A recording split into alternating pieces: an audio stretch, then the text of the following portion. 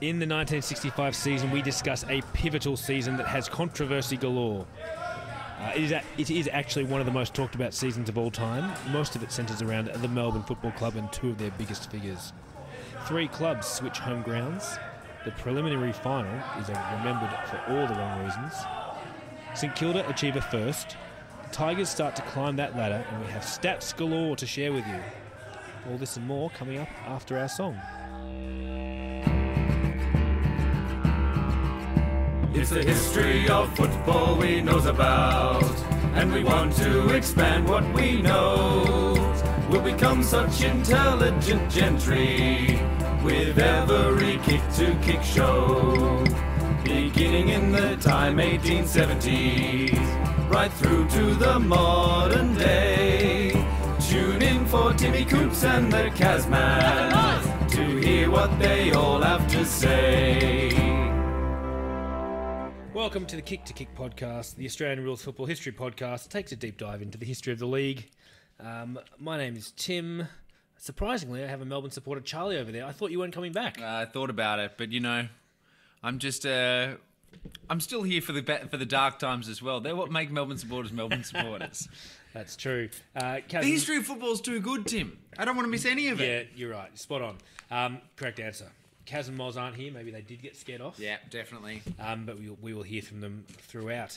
Now, hello, listeners in Norway, Argentina, and Poland. Excellent. And the US states of Minnesota, Connecticut, and New Jersey.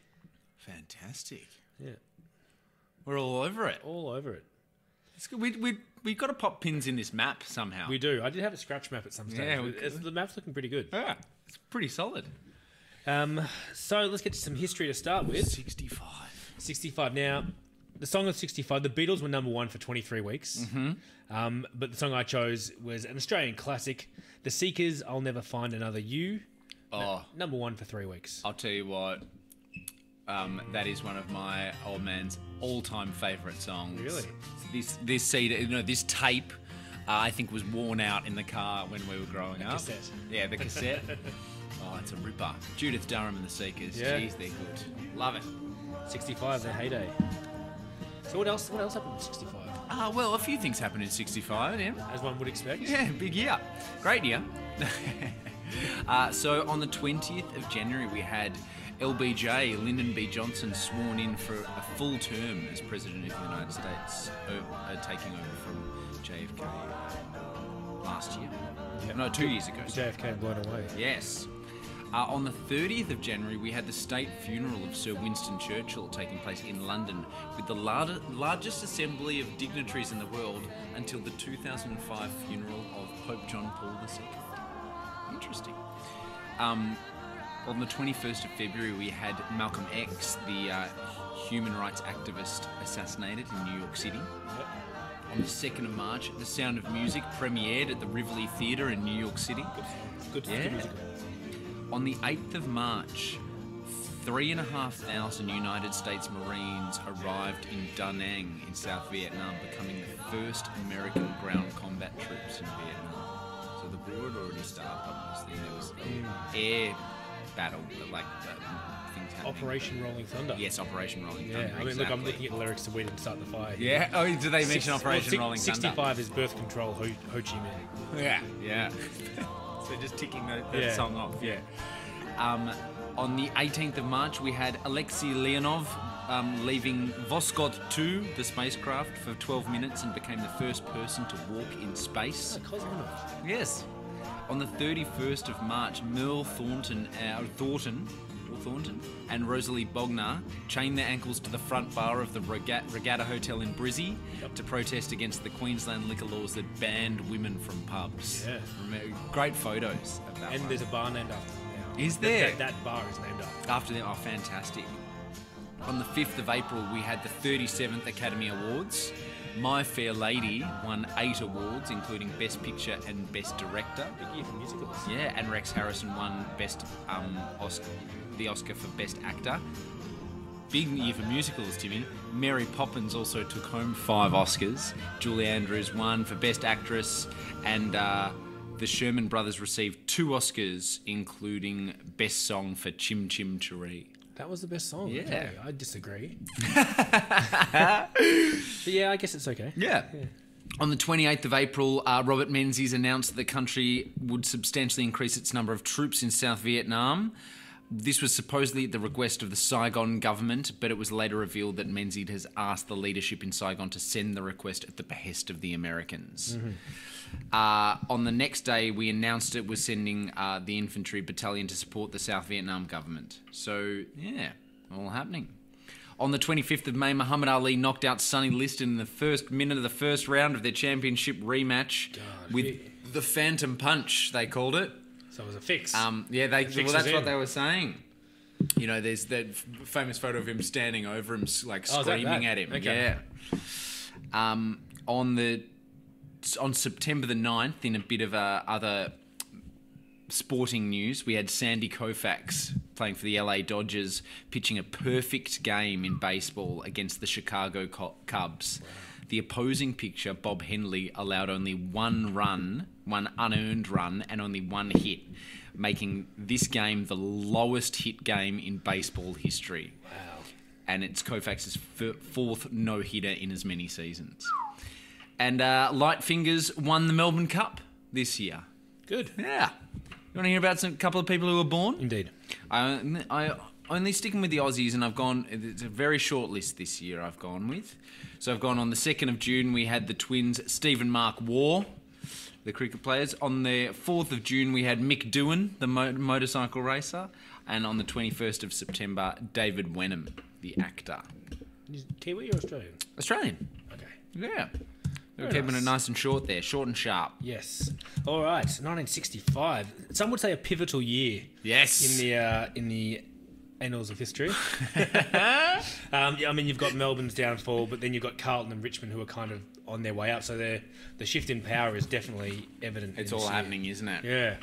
We've had some very... And with clubs also beginning to shift from their heartlands, it's sort of, becoming a different layout of the way the VFL works almost as well. And also taking a bit of power back from those cricket clubs that were taking all their monies. Because it's football season, and that's the reason it's the time of the year that we love.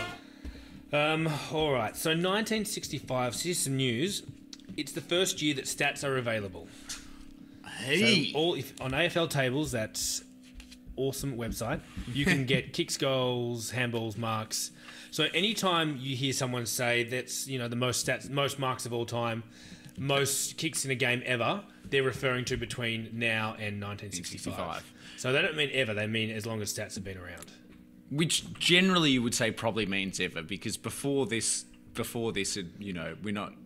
It wasn't a high disposal sort of game, was it? We don't know. I mean, Hayden Bunton dominated. That's true. If he had stats on his games. Yeah, 60 disposals. Yeah, who knows? Let's make it up. Let's say who did, yeah. So that's really interesting. So you'll hear us say more stats, and we'll point out quite a few. 3 teams moved home ground in 65 as well. This would begin a suburban ground rationalisation process that would eventually end 40 years later in 2005, which saw all Melbourne teams based at either the MCG or Docklands. Victoria played 2 interstate matches against South Australia during the season. The first one at the MCG, Victoria won 130-72, and then the return match in South Australia was an absolute nightmare for Victoria. They lost to South Australia 12-11-83 to 3 goals 1-19. You're kidding. Croatia smashed us. Absolutely smashed us. Talk about your home ground advantage. Yeah. We've also got some Dacos Dispatch news. Oh, what's happening over there? So Peter Dacos' sister Ellen was born. And also, there's an anecdote in his story, in his autobiography, or biography. Peter tried to follow his dad to a game. So he tried to follow his dad to the Fitzroy South Melbourne game at Brunswick Street Oval. But his dad didn't realise he was following him, and Peter got lost, and the police found him wandering around and took him to the station where his mum picked him up later on. So maybe that's officially the first game that Peter Dacos ever went to. Well, if he made it, first game he ever tried to go to. Yeah. Yes. Some new umpires this season as well. We have umpire John Gambetta. I don't think any relation to Jazz Leagues. That's a shame. Raymond Montgomery and Peter Shields. Okay. New umpires for us. All right, Charlie, let's get stuck into this season. Let's do it. Bottom to top. bottom to top, so starting right down the bottom with 4 wins and 14 losses, the boys from Glenferrie, Hawthorn, unfortunately. So coached this year by Graham Arthur, captained by John Peck. What was happening down at Glenferrie, Timmy? All right, so for the entire 1965 season, Glenferrie Oval was an absolute quagmire from end to end. Hang on, that's surprising. I mean, yeah.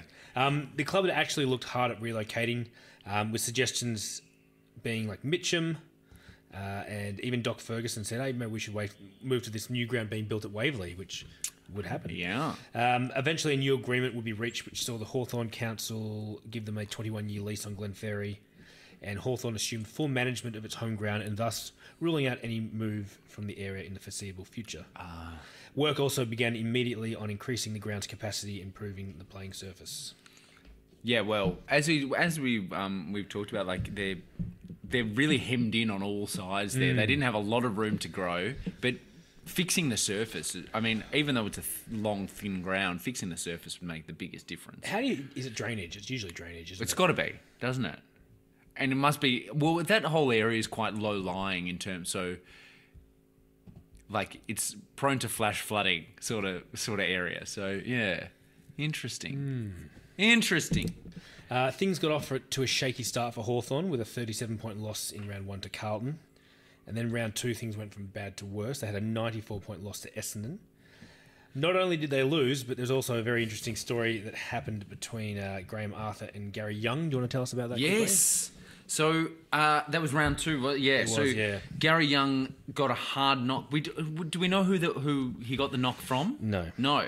So he copped a hard knock early in the game. Graham Arthur stood over him and said, get up, you weak bastard, basically. And so Young sort of got up and did his best to continue, but eventually had to leave the ground and go to hospital. Yep. And it turned out that he actually had a perforated bowel and peritonitis, which are both of those things separately are life-threatening, and he had both of them. So maybe not so weak. Yeah. In that situation. Yeah, it's actually pretty tough playing on with that, isn't it? Yeah. Geez, I just imagine Arthur would have felt terrible after that, surely. It's just a coach trying to inspire his team. Yeah. So, with the shaky start that they made, the club decided Graham Arthur had to go back onto the field, had to be captain coach, so he was back for round 3, and John Peck handed back the captaincy with good grace. Although all parties later admitted it had a poor effect on team morale, as the Hawks were crushed by 10 goals by Collingwood at Victoria Park. Never a good result. They had a 37-point win over Aluli Fitzroy in round 4 before losing badly to Richmond by 45, so very yo-yo-ish at the moment. Another win over fellow cellar dwellers, Footscray by 7 points, ushered in an 8-game losing streak that began with a 77-point loss to Geelong. The round 9 loss to North Melbourne was John Peck's 203rd game, which was a new Hawthorn record, breaking Roy Simmons' record of 202 games. In round 13, against Essendon, Graham Arthur's frustrating year took a further turn for the worse, and he was suspended for 4 games for striking, despite a spotless record for over 200 games. Oh, wow. Yeah. So he can't have been far behind John Peck, if he's 200 games. No. Also in this game, Alan Joyce, future coach, would cop 2 weeks for striking. The Hawks won their return games against both Fitzroy and Footscray, but that was all. In the round 15 win over Fitzroy, umpire John Gambetta awarded a staggering 122 free kicks at better than a free kick a minute. Stop it. The Lions received 70 free kicks to the Hawks 52. Obviously didn't help Fitzroy's cause because they lost. But yeah, 122 free kicks. You would just be losing your mind if that happened. As a spectator or a player? Both. Yeah. As a spectator, almost worse. You'd think that's outrageous. In a remarkable battle of percentages with those teams around them, so Fitzroy and Footscray, the Hawks lost out after all 3 traded places on the ladder between 12th and 10th throughout the last 6 rounds. So they went up and down. And come the end of round 18, it was Hawthorn who collected the wooden spoon by 1.62%. Yeah. They'd beaten only 2 teams, and the percentage of 68.89 was the side's lowest for 13 years. Unbelievable. Coming from a flag 4 years ago. Yep. It's amazing how many teams taper off really quickly. Yeah. Yeah. I mean, when you think about it, it it's crazy, but it also makes a lot of sense. Like, you're priming yourself for this win. Often it's guys who are at the end plus young guy, you know. So yeah, strange, interesting. So who do you reckon the best and fairest was for the Hawks in '65? Arthur? Did he do it as captain when he came back? No, he didn't. It was David Parkin. Oh, nice. Yeah, Parko. And league goal kicker, Peck? Pecky, with 56 this year. Nice. So that's his 5th year in a row as leading goal kicker for the Hawks. And for the league, I think, as well. Yes, quite possibly. Yeah. Well, not 5th year in a row for the league, but... No, 3rd year in a row for the league. Could be for the league. Yeah. Yep. Yes, so there we go. So moving up the ladder, as you just mentioned, there were a few teams battling it out for that wooden spoon. And Fitzroy just missed out on it, coming in 11th with, again, 4 wins, 14 losses, but a slightly higher percentage of 70.5. So some wins on the board. Yes. Captain, coach? So this year... There's a change. Kevin Murray has gone to East Perth. Oh, yes, of course. So this year, coached by Bill Stephen, taking over from Kevin Murray. Yes. And captained by Ralph Rogerson, taking over from Kevin Murray. So there you go. Yeah, it's a big loss. I mean, especially having no wins in the last 2 seasons. The one win they did have, he wasn't there. No, yeah. And he'll be disappointed that he missed in round 2 because after 27 successive defeats, Charlie, Fitzroy finally won a game. Unbelievable. Against the Dogs at Western Oval, or Western Oval. Fitzroy had few poor players as Fitzgerald, Beattie and Hayes got on top of the Dogs. They kicked 3 goals to 2 in an exciting last quarter to hold on for a 4-point win. And let me tell you, there were wild celebrations back at Brunswick Street Oval. Oh, I bet there were. What followed was another 7 losses in a row. But then, in round 10, at Brunswick Street Oval again, the visiting Swans got out to a 5-goal lead at half-time, but the Lions looked like their ordinary selves. But with new coach Stevens swinging some positional moves on the forward line, the Lions started to take control of the game. The last quarter was up and down. The Swans steadied and led by 13 points late in the game, but goals to Gary Lazarus and Peter Woods got them back in it. And moments before the siren, Peter Wood kicked another goal to put the Lions in front with just over a minute to play, and they earned their 2nd win of the year. Nice. That's not all. Round 13, they did it again. Against the Dogs again. And even first half, the Lions held the Dogs to 2 goals in the second half to win, this time by 13 points, so their margins are creeping out. They then travelled to Coburg to take on North Melbourne. We'll talk about that soon. Yes. In round 16, Norm Brown and Gary Lazarus kicked 3 goals each to lead the Lions to a 1-point victory. Gary Lazarus kicked the winning goal, which was a screw kick over North Melbourne ruckman Bob Pascoe from a scrimmage as the siren went.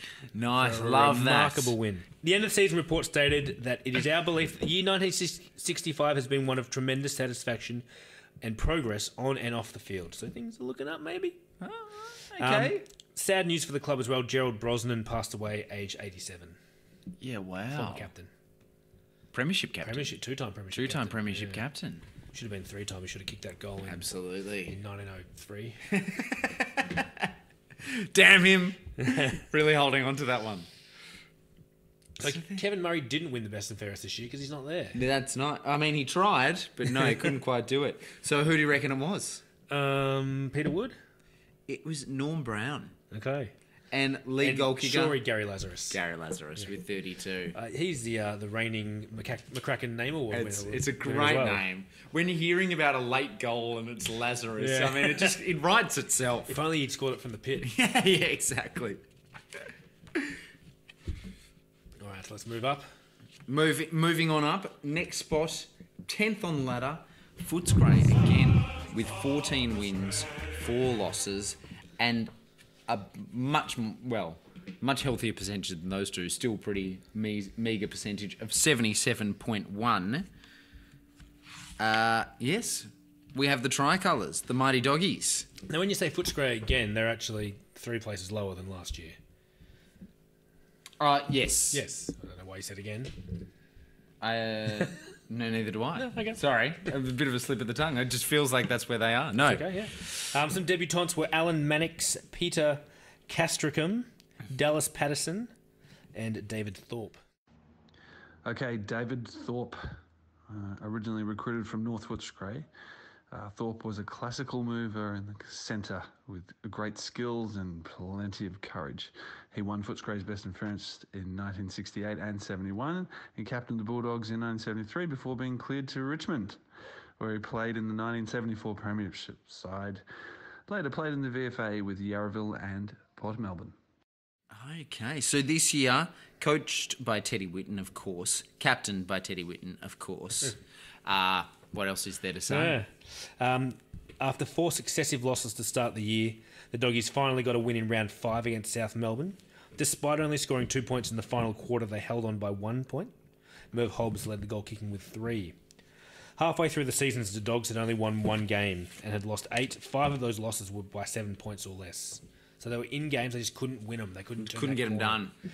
Round 11 was win number 2 against North Melbourne. They let their intentions known early with 7 scoring shots to 1 at quarter time, yet 6 of those were behinds.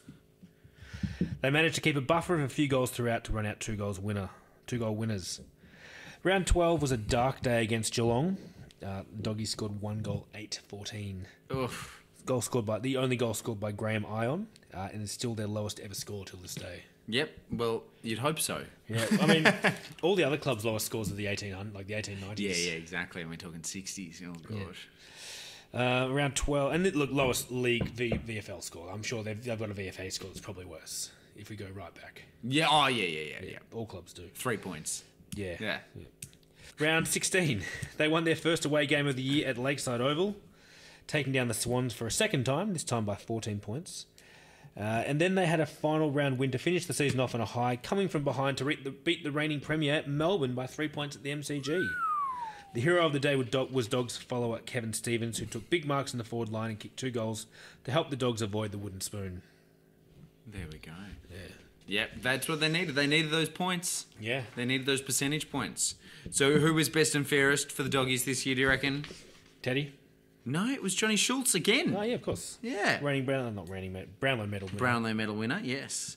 And league goal kicker, who do you think? Kevin Stevens. No, Merv Hobbs. Hobbsy. With 24, so pretty low. Yeah. Pretty low there. So climbing up the ladder to 9th spot with a team that didn't win 4 and lose 14. No, they won 5 and lost 13. It is North Melbourne in a new place. Yes, relocated. Yeah. So what was going on there? Can you tell us about that? So, like all clubs, they wanted more control of their playing facilities. They wanted better stuff. Cricket clubs were always taking more money, so they sought better place, and they wanted somewhere where they could have more people watch. Yep. So they moved their training and playing base to Coburg City Oval and signed a 7-year lease with the Coburg Council in April of 65. That's a fair move. Yeah, and then, look, there was actually a motion at the end of 64 for Coburg VFA club to merge with North. But the VFA blocked this and actually supported the club in still fielding a team in 65. Coburg played at the home ground of Port Melbourne for the whole season because North Melbourne had their ground. So that's quite interesting. So, obviously moving to Coburg, different location. And I think one of the things Alan Aylett talks about in his book is that North Melbourne couldn't grow anymore. It was quite industrial. I mean, you've been to North Melbourne. Yeah. Like, there's not a lot of people living there, so getting to games isn't as easy. No. Whereas Coburg was a growing area, more people could come and watch. More residential. More okay, people, yeah. more equals more money. Yeah. Basically. And not also pegged in on a couple of sides by other VFL teams as well. Yeah. I wonder what that meant for their recruiting zone. Not sure. Interesting. Yeah. Captain coach? So this year coached by Alan Killigrew again, captained by Noel Teasdale, obviously, who took over from Aylett in the middle of last year after Aylett got injured. That's right. Round 1, the opening of a new era at the club at Coburg was a disaster. The weather was rubbish, which meant that a low crowd of 13,774 turned up, which was smaller than all but one of their 1964 crowds at Arden Street.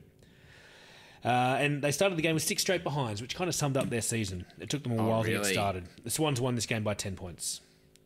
Round 5 was the Roos' first win of the season, which was they started with an 8-goal first quarter, setting up a big win over the Lions. Noel Teasdale, the dominant player on the ground here. Round 9, John Dugdale, the hero in the win over the Hawks, playing all over the ground and making the game-saving move.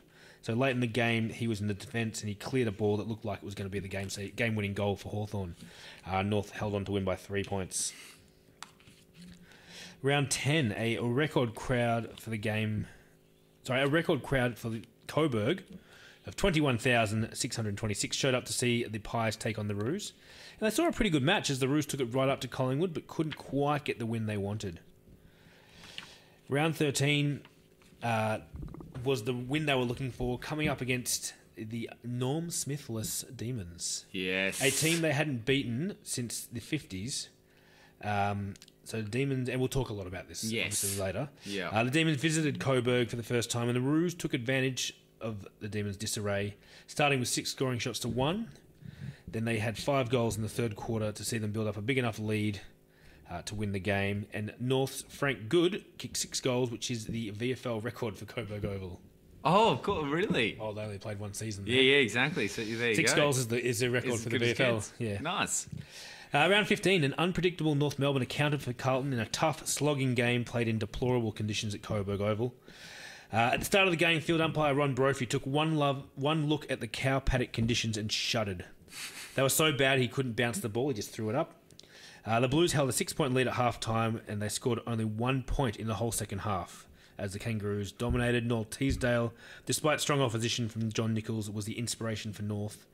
Bernie McCarthy was unbeaten all day at centre-half forward. John Dugdale defended superbly, while North showed a lot of talent and were capable of surprising teams higher on the ladder, as evidenced by this. All goals were scored at the same end of the ground. Really? Yeah.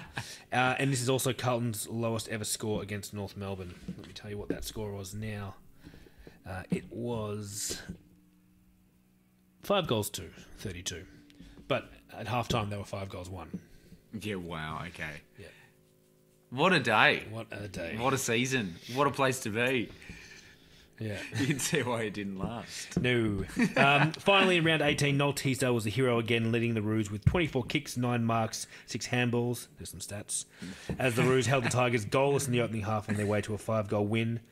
On reflection, the move to Coburg was a waste of time. An average crowd of 13,146 came to home games, which was down from the 16 and a bit thousand that came to Arden Street. Yeah, there you go. So there's rusted-on supporters who don't want to travel, who've got their nose out of joint about the club moving, I guess. Yeah, and all grounds seem pretty deplorable at the moment, but this just sounds horrible. Yeah, not ideal. Especially games where teams aren't scoring in quarters. Yeah.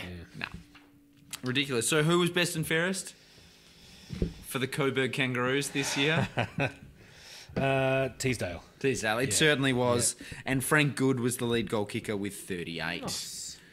So across the other side of the Yarra, we had South Melbourne next up on the North are really north now, aren't they? Yeah. In Coburg, it's really north of the city. It's like super north. Yeah, exactly. Super north. So, South Melbourne in 8th spot with a very even 9 wins, 9 losses. So, really jumped up from the doldrums of the Even Stevens. Even Stevens, 89.4%. So, 65. Those Swannies were coached and captained by Bobby Skilton. So, Bob Skilton taking over from Noel McMahon as coach this year as well as his captaining duties. So, Noel McMahon didn't seek reappointment. Yeah. He decided to step away. I'm guessing he probably went to the country. Yeah, as they all do. Yeah. Some debutantes for you. John Long, Noel Orange, Hayden McAuliffe, and Kevin Pedrotti. Oh, okay. Yep. Round 1, the Swans were the first team to travel to Coburg Oval that we just talked about in that deplorable day and took on North. They slogged through the mud and the slush slightly better than the Roos to record a 10-point win. Round 3... the Blues were then well beaten by a committed South Melbourne team that came from behind with a barnstorming 7-goal third quarter and held on to win by 15 points before they had their hearts broken by the Demons with a last-minute goal in the next round. Round 6, they beat the Bombers at Lakeside Oval. Bobby Skilton, 26 disposals, 18 kicks, 8 handballs, 2 marks, 6 goals. Hey, 6 goals. 6 goals. I mean, yeah, love a stat. Love a stat. Yeah. Here we go. I mean, the stats are good by themselves and then just chuck 6 goals on top of that. The Swans win over the Hawks and Cats in round 8 and 9 were the first consecutive wins the club had achieved since 1960. In the round 8 game, Skilton recorded 42 disposals, 30 kicks and 12 handballs, his highest for the season. Massive. They look to make it 3 in a row against the Lions, but Skilton, failing a last-minute fitness test, wasn't available, and probably as a result they lost to the Lions by a goal. He definitely would have made the difference. With the costly losses in the middle of the season, they crashed out of final contention, but won 3 of their last 5. Round 14, Bob Skilton and Bob Kingston kicked 4 goals each as the Swans beat the Blues at Princess Park. Fun fact, they won't win again there until 1992. No, really? Yep. Wow. Round 15, they beat the Demons, with Bob Skilton dominating in the middle. They won by 39, and they defeated Magpies in the final round at Lakeside Oval with their blistering pace too good for the Pies, winning by 16 points. Really interesting season for the Swannies there, because they were losing to the cellar dwellers and beating a couple of the top teams. It was very dependent on whether Skilton was in the side. Oh, absolutely. Well, their last 4 seasons before this, they've been second last or last. Yeah. So they've moved up to 8th. Yeah. With a pretty decent amount of wins as well. Yeah. Yeah, exactly. It was very tight at the top, wasn't it? So, yes. Yeah, interesting from South there. So, who do you reckon their best and fairest was, Tim? Mr. Skilton? It happened to be Mr. Skilton. Oh, so was he captain, coach, captain, best coach, and fairest, best leading and fairest? Leading goal scorer? Was not leading goal scorer. It'd be really close. It was Ron Kingston with 48. I'd love to say. In fact, let's see if we can find out how many he did kick in 65. He kicked 26 goals, 32. Okay, so not that close then, but still pretty impressive. Yeah. Unbelievable. So there you have it. So moving up to 7th place on the ladder, Timmy. 7th place on the ladder, a name I haven't said this early in a podcast in quite a while. Since 1953 season. It is Melbourne, unfortunately. Lots to digest here as well, so strap in. So 10 wins, 8 losses, and a percentage of 96.2. So yeah, I'm a bit shell shocked. I don't know what to say about Melbourne this year. That's the right reaction to have, I think. Yeah. So this year, coached by Norm Smith. Yep. Captained by Hassaman. So we will talk about Barassi. We certainly when will. we get to Carlton, because that's a whole nother story. Yeah. But vice captain there taking over. Yep. Interesting year from the D's. So here's some debutants for you: Hugh Brommel and Stan Alves. Stan Alves, yes. Okay, here we are, the story of Stan Alves. Alves was one of the most brilliant wingers of his era after Melbourne recruited him from Edith Vale and Aspendale. Joining the club after its golden era had ended, Alves was a shining light as the Demons deteriorated. He'd actually tried out in 1964, but Coach Norm Smith had asked him to leave the track, saying he was running around like a chook with its head chopped off and disrupting the session. But he persisted, even though Smith thought he was too small, too light, and not strong enough. In spite of that, he went on to win Melbourne's best and fairest in 1972 and 74, and was a worthy skipper from 1973-76. He also represented Victoria 3 times. At the end of 1967, he was disenchanted and decided to retire. Melbourne wanted to swap him to Carlton for Robert Walls, and when he objected, there were 5 other clubs who expressed interest. He opted for North Melbourne because of the chance to play in the grand final. All right, round 1 was the Demons' first match as the away team at the MCG, as the Tigers were now co-tenants. Yes. A 5-0 second quarter gave the Demons a comfortable win, ruining the Tigers' housewarming party as they ran away victors in rainy conditions. This was to be Norm's last game and win over his brother Len. The ledger sitting at Norm 4, Len 3, 2 draws. That's so close. So he got there in the end. Len had him for quite a while. Unbelievable, considering, the difference in the teams that the two brothers were coaching as well. Absolutely. Round 2, the president's wife hoisted the flag before the Demons tried to kick themselves out of the game. They kicked 1-7 in the opening quarter. This saw North get out to a lead, which extended to 15 points by the third quarter. So Norm threw John Lord to full forward, and within minutes he had outmuscled North fullback Graham Ryan and kicked 2 goals from marks. Melbourne did enough in the last quarter to hold on for an 8-point lead. Round 3 was the Demons' last ever game at Brunswick Street Oval. 7 goals in the second quarter saw them open up the game and record a 49-point win. Then a win against South saw them kick a goal with 17 seconds left. Hassaman gave them a 3-point win. Hassaman again. Clutch. Although there was some controversy as footage showed him dropping the mark. Oh. Yeah. The following week in Geelong, they came out as the only undefeated side with a 14-point win in the wet. This was followed by another lucky win, this time by 2 points against Collingwood in a hard slog. Then they beat the Dogs by 4 points. The Barassi-led Blues by 37, and in the process taking home the inaugural Ronald Dale Barassi RD Trophy. Barassi Trophy, yeah. Where's that? I'm going to need to pull that out, I reckon. Yeah, I know. And suddenly they were on an 8-game winning streak. I mean, Who'd have fucking no Barassi? Everyone would have been rolling their eyes, Everything's just clicking. going, "Oh my god, it's them! They're still doing it. It's ridiculous. Nothing can stop them." And I didn't even mention that Carlton game. The tactics they took against Carlton as well, where Norm knew how nervous Ron would be, so he held the team in the rooms for ages. Yes. And the umpire had to come and ask him like 3 times. to come so and get him. like Barassi was on edge, and then like all that pressure was gone. They were doing like lane work in the rooms underground. Yeah. Love it. And then they went out and tagged Barassi and took him out of the game. And Yeah. love it. Love that tactical mind game. Yeah.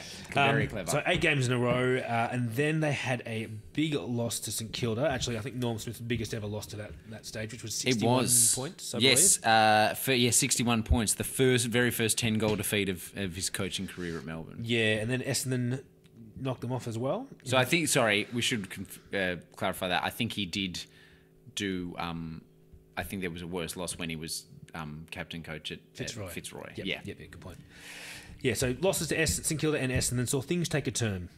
Round 11 saw them steady the ship with a win over the Hawks before things really escalated.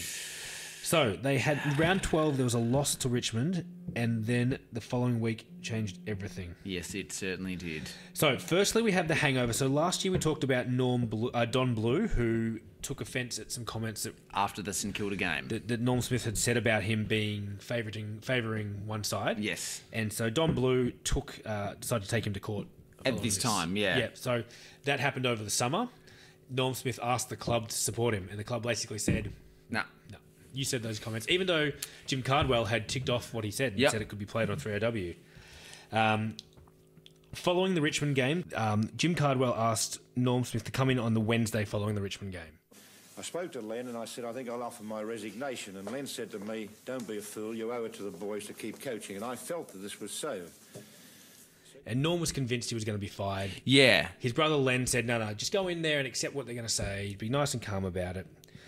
So he went in and he kind of agreed to everything. The committee said they wanted his support. Yeah. And he said the committee wanted Norm to basically pledge his allegiance to the committee. To the players. To the players. Yeah, exactly. But they gave him no timeline on this. Well, that's where it seems like there's some conjecture. Exactly. This is where the story kind of changes depending on which side of it you're on. Yes. So everyone agrees with the facts up to this stage. Yeah. So he went about his Thursday night training as normal. They were preparing to play North Melbourne, so he didn't think it appropriate, or why would you bring it up before a game when you're focusing on that game? And the story from people on his side as well was saying that he was having small conversations with people around the club, not a full group. This is what's going on, but this is you all know I've had my issues with the committee before, but that's all in the past. Blah blah. He's saying this stuff sort of anecdotally to different people. He did bring the players in to talk about the game. But game style. After they broke up, Cardwell asked some of the players, what had been spoken about. Yes. None of them mentioned anything about the committee. So Duffy and Cardwell both went down to the rooms to ask. Yeah. Yeah. And they were incensed at this. This is what you promised to do. You didn't do this. So they called an emergency meeting the next night. They didn't confront... at this stage, they hadn't confronted Smith about it. No, he thought everything was fine. He thought everything was fine. Yep. So they went away and had an emergency meeting. Yeah. And they debated it and basically decided to sack him with a vote of 9-3. Yes. However, on that Friday night, none of them had the guts to go and tell him in person. I mean, fair enough, he's a scary guy, for all we know. So they decided to inform him via a messenger. Yes. The following letter was taken to him straight away. He was on the phone to Hassan Mann when he received this letter. Yeah. And Charlie, you've got a copy of it. I would like to read it. I have been requested by my committee to remind you of the matters discussed with you at its meeting with you on Wednesday last, the 21st, at which you advised the committee that you intended to resign at the end of the present season. At that meeting, you undertook, A, to cease speaking against the committee or its members and to loyally support the committee in its conduct of the club's affairs. B, to cooperate to the fullest extent with other members of the match committee in the coaching of players and the selection of the teams. C, to inform the players of your fullest support of the committee in its conduct of the club's affairs. These undertakings were accepted by the committee in good faith and with the sincere hope that the normal, happy relations which had existed within the club for a considerable period would be restored. The committee members were amazed when they discovered that on the very next night, Thursday the 22nd of this month, you not only expressed to the players your dissatisfaction with the selection committee, but when asked by the secretary at a meeting of the players in the committee room to comply with the third undertaking, you told him a deliberate lie when you stated that you had already informed the players on the field. Obviously, you do not intend to honour your word, and the committee is not prepared to allow your disruptive tactics to continue, and your appointment as coach is cancelled as from this day. It is most unfortunate that your long and valued association with the club should have to end this way, but drastic steps must be taken to prevent any further disruption of the club's activities. So did they insert that stuff about him like deceiving the club? Because as far as what I've read in the Fantastic with the Last Hurrah and a few other things, that he had taken their meaning to be like talk to the players, and he had done so in small, not as a whole playing group, but in small groups. And so when he said, yes, I've spoken to them, that's what he meant. Okay. But the club and he had a different understanding of what that should have looked like, obviously. Gotcha. Yeah. I mean, it's pretty clear the committee wanted him out. Yeah. And they were looking for the tiniest thing. The other thing we didn't mention also was his role in Barassi leaving. Yes, he was happy to... He offered to step aside, which the committee hadn't given his blessing to, because it was the committee's decision, not his. Yeah. So they were a little bit incensed, one, that he'd done that, and two, that they'd let Barassi go, and that he'd been quite an advocate for Barassi leaving the club. Well, that was it. He was very vocal in his belief that the committee should allow him a clearance to go to Carlton, even though it's sort of hung in the air for a few months. They didn't want to give it, and then Cardwell basically was forced to, but kind of tried to make it sound like it was his idea. It was a very strange situation. Yes. All right, so Norm was distressed. He was on the phone to Hassaman. So he got off the phone to Hassa, got the message, then called Hassa back. Yeah, Hassa thought it was a prank caller. Yeah. And then he wasn't coaching the next day. Yeah, so, I mean, there's a game. Yeah. So, round 13, they're taking on North Melbourne. Who do they get to coach? Well, I mean, who else would you choose except for the four-time premiership coach of Melbourne, Checker Hughes? Yeah, so he came out of retirement. At 71? 71 and 5 months. The oldest coach in VFL, AFL history. Although Bluey Adams was to take charge of trainings. Yeah. Okay. So he's not running around on the field, funnily enough. Most of the team pledged their support to Barassi, to Norm Smith, and didn't want to play. In the end, it was basically, they decided to play because it's what Norm would have wanted them to do. Yeah, exactly. Quite rightly, they were distracted, and the team was beaten by North Melbourne by 21 points. Yeah. The first time they'd lost to the Roos since 1953. This also knocked them out of the top four. Yes. Well, isn't that interesting that was the game that did it? I mean, it was going to happen. It was at Coburg. It was a wet and not great day. Yeah. I think there's anecdotes about Checker actually not knowing like some of the players' names and things like that. None of them wanted to be there. They were so distracted. Yeah. So, yeah. Then the committee tried to ban players from going to Norm Smith's house after the game. And they're like, no, you can't do that. And I think most of them went there. Yeah. To help him get through what was happening. The next day, Norm Smith went on the Tony Charlton football show. And there's a bit of audio we might play. Basically calling out the committee and saying, he's a man of his word. He's not going anywhere. He's a Melbourne man through and through. And basically, I don't know if you want to add any more here, but due to external pressure and everyone's love and loyalty for Norm, the committee had no other response but to reinstate Norm Smith as coach. Yeah. There was a bit of I think there was a little bit of, we've actually mistaken this. I think Norm was a bit contrite also in he sort of said, he was very much, I don't have anything to apologise for, but this is what may have happened and stuff. And I think he was very much coming forward to try and heal the wounds as well, and he wasn't trying to hold a grudge against them at this stage. And was it a QC or some legal, like a supporter of Melbourne was the mediator who brought them together? Oh, okay. I don't remember who it was exactly, but there was some... Oh, here we go. Trevor Rapke, a renowned county court judge, an MCC member and passionate Demons supporter. He seemed to be the mediator who brought them together. Yep. And said, Norm's willing to come back. Would you be willing to have him? Yeah, we will. They basically, people power got him back. And by all accounts, they mended those bridges and got on with it. Yeah.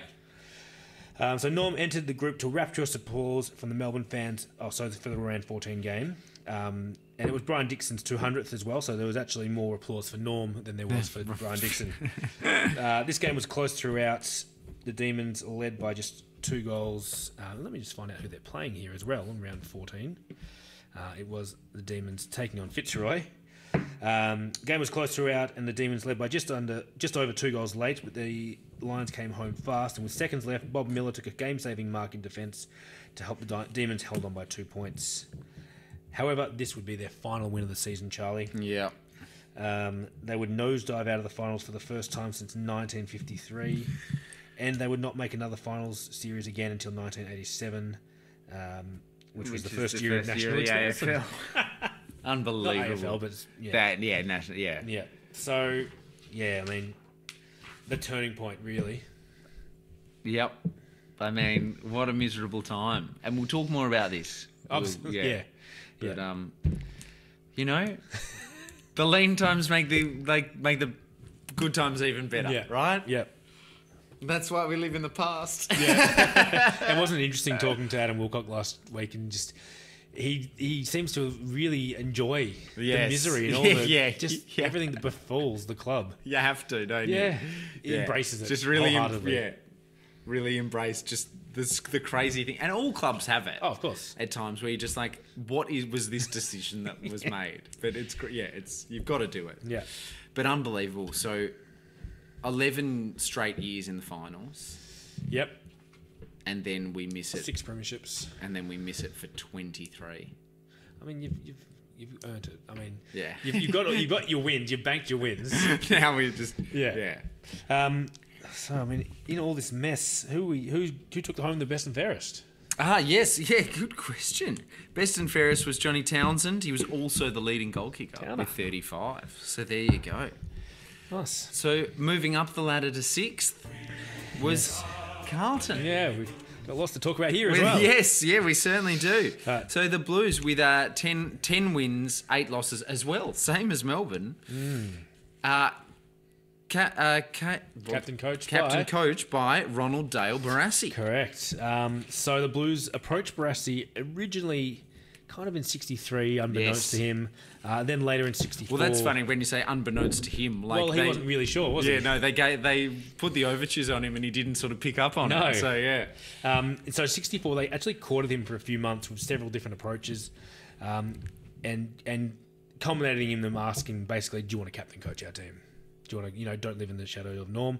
In December, after wrestling with his decision and deciding that if he stayed at Melbourne, any success he had would be attributed to Norm Smith. Yes. Like Norm's was to Checker. Yeah. He decided to make a switch to the Blues. Norm, as we said, had offered to quit and Barassi take over, but he didn't want to. Out of courtesy, Barassi drove down to Norm Smith's holiday house in Rosebud to tell him before the papers could release the news. And, it's respect between captain coach and especially the relationship they had. Yeah. Melbourne at first refused to clear him to play, but after Norm Smith and Checker Hughes argued his case, they released him. They almost didn't really have a choice. I mean, we're talking a player who played over 200 games. There's sort of some... Yeah, over 200 games, 6 premierships. I mean, he's bled red and blue. Yeah, exactly. Yeah. Some debutants for Carlton this year were Ron Stoneham and John Lloyd, father of Matthew. Hey, okay. Didn't quite play enough games to get a father-son though. Oh, really? Well, it pops up. We'll talk about it later, but they do that. They get Ron back for 1 extra game, so he gets his 50 games. So any children are eligible for Carlton as well.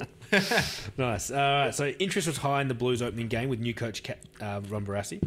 They played Hawthorn at Glenferrie, and the attendance was around 36,000 for the game. The Blues kept the Hawks scoreless in the opening quarter, kicking 6 goals, 5 themselves, and this was roughly the margin at the end of the game. Blues by 37 in a great start to Ron Barassi's coaching career. In round 2, John Nichols was reported for the first time ever as the Blues went down to the Cats. Barassi missed round 3 but returned for round 4 to help them with a 63-point demolition of North Melbourne at Princess Park. Jim Frosty Miller bagged 5 goals for the Blues. Round 5, the Blues then visited Victoria Park and were in all sorts after the Pies amassed 6-1 to 1-2 in the opening quarter. The margin got out to 35 points before Carlton's ruck combination of Nichols and Barassi took control, and the visitors added 12-5 to 2-10 and celebrated a great victory by 20 points. Frosty Miller with another 6 goals in this one. Hey, Frosty. They beat the Tigers and then the Bombers, and suddenly after 7 rounds they had as many wins as they had for the entire season before. But the following week, following week against the Demons, Barassi was able to have his influence. The Demons playing him to perfection, as we said. This would also be Frosty Miller's last game for the Blues. Good wins over the Lions and Dogs, and then they came within a goal of ladder leading St Kilda. Then wins over the Hawks and Cats in a wet game against Geelong, in which Nichols proved himself physically stronger in the conditions than Farmer and still had command of the rucks in the closing stages. Nichols' clear edge in the rucks brought first rover Gallagher into the game, and the pair were able to sweep the ball away from backs whenever they wished. Nichols deftly palmed the ball, and Gallagher picking it up easy and cleanly as if it was a dry day, and that was in a win over Geelong. In round 14, they lost to South Melbourne, and Ron Barassi tried something that Norm Smith and Alan Jeans have been trialling, which was sitting in the press box and relaying information via walkie-talkie. Ah, yes, okay. And I think it's Barassi. There's an anecdote where a member of the MCC staff came to him and said, "You're going to have to stop using the walkie-talkie." And Ron's like, "Why? What do you mean?" I said, "Well, the police can pick you up, and the language you're using isn't very nice." So 3 more losses saw Carlton crash out of the finals contention. But here's a good one. For the round 15 game against North at Coburg, Barassi again, so he was injured and was coaching from the sidelines. He wanted the better vantage point. No press box, so he decided to climb up on an electrical substation to watch the match. And he watched his team go down by 2 goals. Round 18, it was a tough contest. Carlton were playing the finals-bound Essendon, and the Blues lit up Princess Park with a victory to end the season. From the first bounce, Carlton applied pressure to its more brilliant opponents. Every Carlton player was breathing down the neck of his Bombers opponent, but always managed to get to the ball first. The Blues played a close, hard-checking brand of football, which worried the Bombers off their natural game, but it was Nichols who almost sewed the game up single-handedly in the first 3 quarters. He gave one of the best exhibitions of ruck work seen for many years, beating 2 opponents at every ball up and throw-in from the boundary. So, all in all, an improved season under Barassi saw them double their wins and much higher on the ladder. That's huge to come in as a first-year coach and do that. Yeah. Massive. And I think it's Carlton's... Good side as well. Yeah. Like, Carlton, the bones of a great side are there. Yeah, well, we know. Yes. Because those names are legendary. Yeah, it's a good point. Like, you wouldn't maybe know it at the time, but with a ruckman like Nichols and Serge Silvani, obviously. Which we didn't really mention there. Yeah, well, who would be captain if they hadn't got Barras. Well, they had three captains in 3 years. Yeah. So, interesting. Very interesting. So, who's taking home the awards? Well, best and fairest, who do you think? Nichols? Yes, it was. And leading goal kicker was Brian Quirk with 29. Quirky. Which takes us up to 5th on the ladder, just missing out on finals. Who else could it possibly be but Richmond? Okay, some debutantes. Wilf Dickerson and Kevin Bartlett. Hey! Kaz is going to tell us a little bit about KB.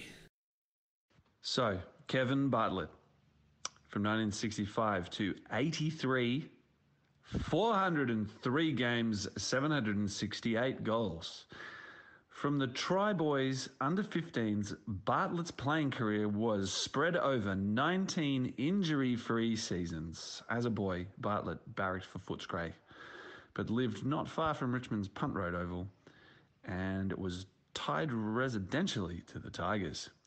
He walked into the club and asked for a trial. The rest of it is football history. Bartlett was a natural rover, a great reader of the play, and uncanny in his ability to steer clear of trouble, a skill which he has mastered to this day. He has He has tremendous courage and relied on pace and skill to avoid crushing tackles. Many opponents tried to retire him from the game, but Bartlett very rarely was nailed. A prolific possession winner, Bartlett was particularly dangerous near goal. This earned him the nickname Hungry, and was claimed he would rather have a shot at goal from 50 metres than pass to a teammate. Bartlett achieved almost every honour in VFL football except winning the Brownlow medal. He won Richmond's best and fairest 5 times, was leading goal kicker 3 times, and was captain for the 1979 season in an era in which Tiger skippers rarely lasted more than a season. Bartlett, of course, was Victorian representative throughout his most of his VFL career, 20 appearances for 32 goals, and captained the Big White V in 1980. He played in the 67, 69, 63, 64 and 80 Richmond Premiership sides, and always was one of his side's best players in these matches. He kicked 7 goals in the 1980 grand final win over Collingwood. We just can't stop with the accolades. This effort won him the Norm Smith Medal for Best on Ground. Bartlett became a media commentator after his retirement, before coaching Richmond in 1988 to 1991. Not a small feat. And now is one of the sport's most respected commentators. So before we hear too much more about Richmond, this year coached by Len Smith and Skinny Titus, and captained by Neville Crowe again. Yeah, so Richmond officially moved home ground for this season as well. Yes. Shifting from Punt Road to the MCG. So sharing with Melbourne for the first time and continuing to train at Punt Road Oval because... they had to move because of the roadworks on Punt Road. Well, they were shortening the ground because they had to make the Punt Road bigger. Well, so the ground got smaller, but also there was no space for spectators on one side of the ground anymore, so they couldn't get the gate takings in. Yeah. And which is an interesting move in itself. And we talked to Adam about this, but Richmond also were interested in Ron Barassi being coach. Yes. But really wanted to move to the MCG, and that took preference. They didn't want to anger Melbourne or the MCC by poaching Barassi and then having the audacity to ask to move to the MCG as well. So they picked their battles. They let that one go, and he probably worked. I mean, it could have gone there. He easily could have gone there. I mean, with Len Smith Well, their first game was a loss. We talked about that playing the MCG Derby. Yeah. Losing to Melbourne, and this was followed by a gutsy win against the Magpies at Victoria Park. Round 13, in the lead up to this game, let me just see who Richmond taking on St Kilda at the MCG. Len Smith was speaking to Kevin Bartlett saying, you're going to be the 19th man this week, and Kevin Bartlett looked disappointed. He thought he'd done enough to remain in the starting 18, and then Len said, I mean the seniors. Not the reserves. So he debuted during the third quarter, replacing John Sheehan, who came off the ground with a sprained ankle. In this game, Mike Perry broke his jaw, Peter Horgan corked his leg and was replaced by Trevor Gowers. Richmond played with 17 men in the last quarter and went down by 11 points. A hard-fought game against St Kilda. But this would be Len Smith's last game in charge, because on the eve of the next game, he would have another heart attack. And decided that he was no good for the club as a coach, and he couldn't keep, letting them down like this. So he resigned and handed the team over to legend Jack Skinny Titus. Skinny Titus, yeah. He would still be, I think, on chairman of selectors going forward, though. Yes. The Tigers rose to the occasion, now playing against Essendon in round 4. Led by Bull Richardson and Don Davenport, they beat the Bombers by 4 goals, doing it for Len.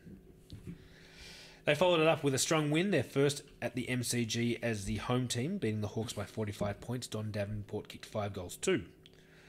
Round 7, they absolutely dominated the Roos, winning by 94 points at the MCG. Swooper Norley with 5 and Kevin Bartlett, the leading possession getter, on the ground with 23. Johnny Norley then kicked 7 against the Lions the following week in another big win. They then scraped home in a lucky one against the Dogs. Several players missed easy shots at goal in the last quarter, but they still held on. Round 11, they continued their big wins with kicking 9 goals in the last quarter against the Swans to earn a 76-point win. They then inflicted the win over the Demons at the MCG, which was the win, I guess, the straw that broke the camel's back, if you will. Losses in round 13 and 14 put an end to their finals hopes, but they still had a 58-point win over the Bombers, beating them for the second time this year. Huge. Yeah. Round 17, this win over Carlton saw Tigers' big man Bill Barrett as best on ground with 1 goal and 32 kicks, mostly all deep in Carlton's defence, helping Richmond to a 23-point win, their final of the year before a disappointing loss in the final round. But the Tigers are on the up and up. Their scoring was evident from this. They had some big wins. Yeah. And they were beginning to prove they could compete with the big teams. What was their percentage again? Their percentage there was...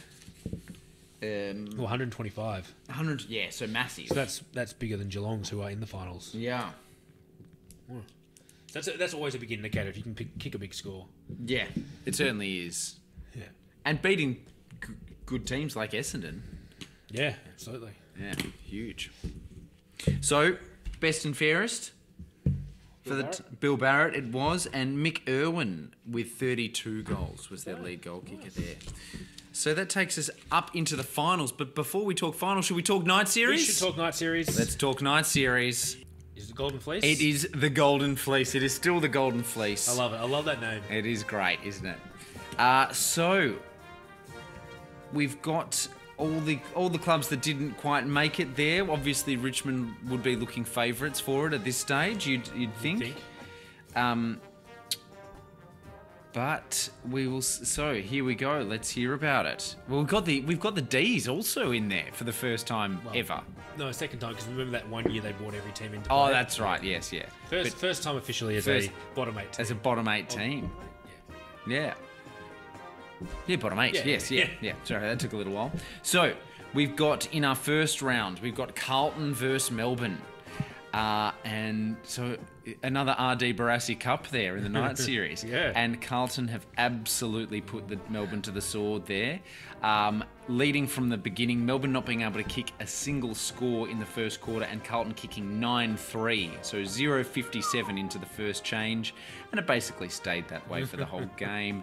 With Carlton running out winners 21-10, 136 to Melbourne's 8-12-60. I wonder how Norm's felt about the night series. Can't imagine great. Then we had Richmond and Fitzroy in the second game. Again, Richmond running out very clear winners there, leading from the start to win 18-14, 122 to 8-9-57. Next game was Hawthorn South, and Hawthorn, coming from the bottom, managed to beat South in a very inaccurate win, with 9-25-79 to South Melbourne's 9-10-64. And then we had North Melbourne and Footscray. North Melbourne running out the winners there, leading from the beginning, 13-12-90 to 9-12-66.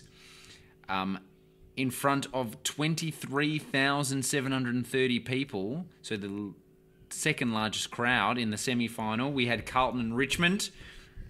And Carlton run out very clear winners again, 14-15-99 to 5-10-40. They're not very close games, are they? There's no stopping them. Yeah, there hasn't been a close one yet, apart from the Hawthorn South Melbourne one's the closest. And then we had Hawthorn North, and North there's not a game that we've come across yet that hasn't been led the entire time by the winning side. But aren't those four teams there in the semi-finals? That is a sign of things to come, especially in the 70s. Yes. Yeah, very true. So we've got North Melbourne there winning 13-10-88 to 6-10-46, which takes us to the grand final of Carlton-North Melbourne. So North Melbourne finishing 9th, Carlton finishing 6th. You would have thought Carlton would have had it. And at quarter time, you would have absolutely thought it. Carlton having a 3-1 quarter to North Melbourne's 1-1. But then North got their skates on and just kept on going, kicking 5 goals in the second quarter to Carlton's 1, and then continuing that run, running out winners 14-13-97 to 9-3-57 in front of 37,750 people. So both Carlton's Kevin Hall and North Melbourne's Frank Good tied for series honours with 9 goals apiece. Obviously, both playing 3 games. That helps. And Melbourne, their first official showing in the night series, and they just They went out in the first round. Oh, the Demons. Sorry, Yeah. I was saying The D's. North North Melbourne's first piece of silverware, absolutely. as a VFL team. Since crossing from the VFA, yeah. So, yeah, first senior trophy, you should say. So they did win the under-19s and the reserves, and the reserves in 46, 47 and 57. Yeah. But this was the closest they'd come since their grand final appearance in 1950. Yeah. Let's get to those top 4 then. Let's get to the top 4. Fantastic. So, coming in 4th place was the same olds. Bombers. The Bombers.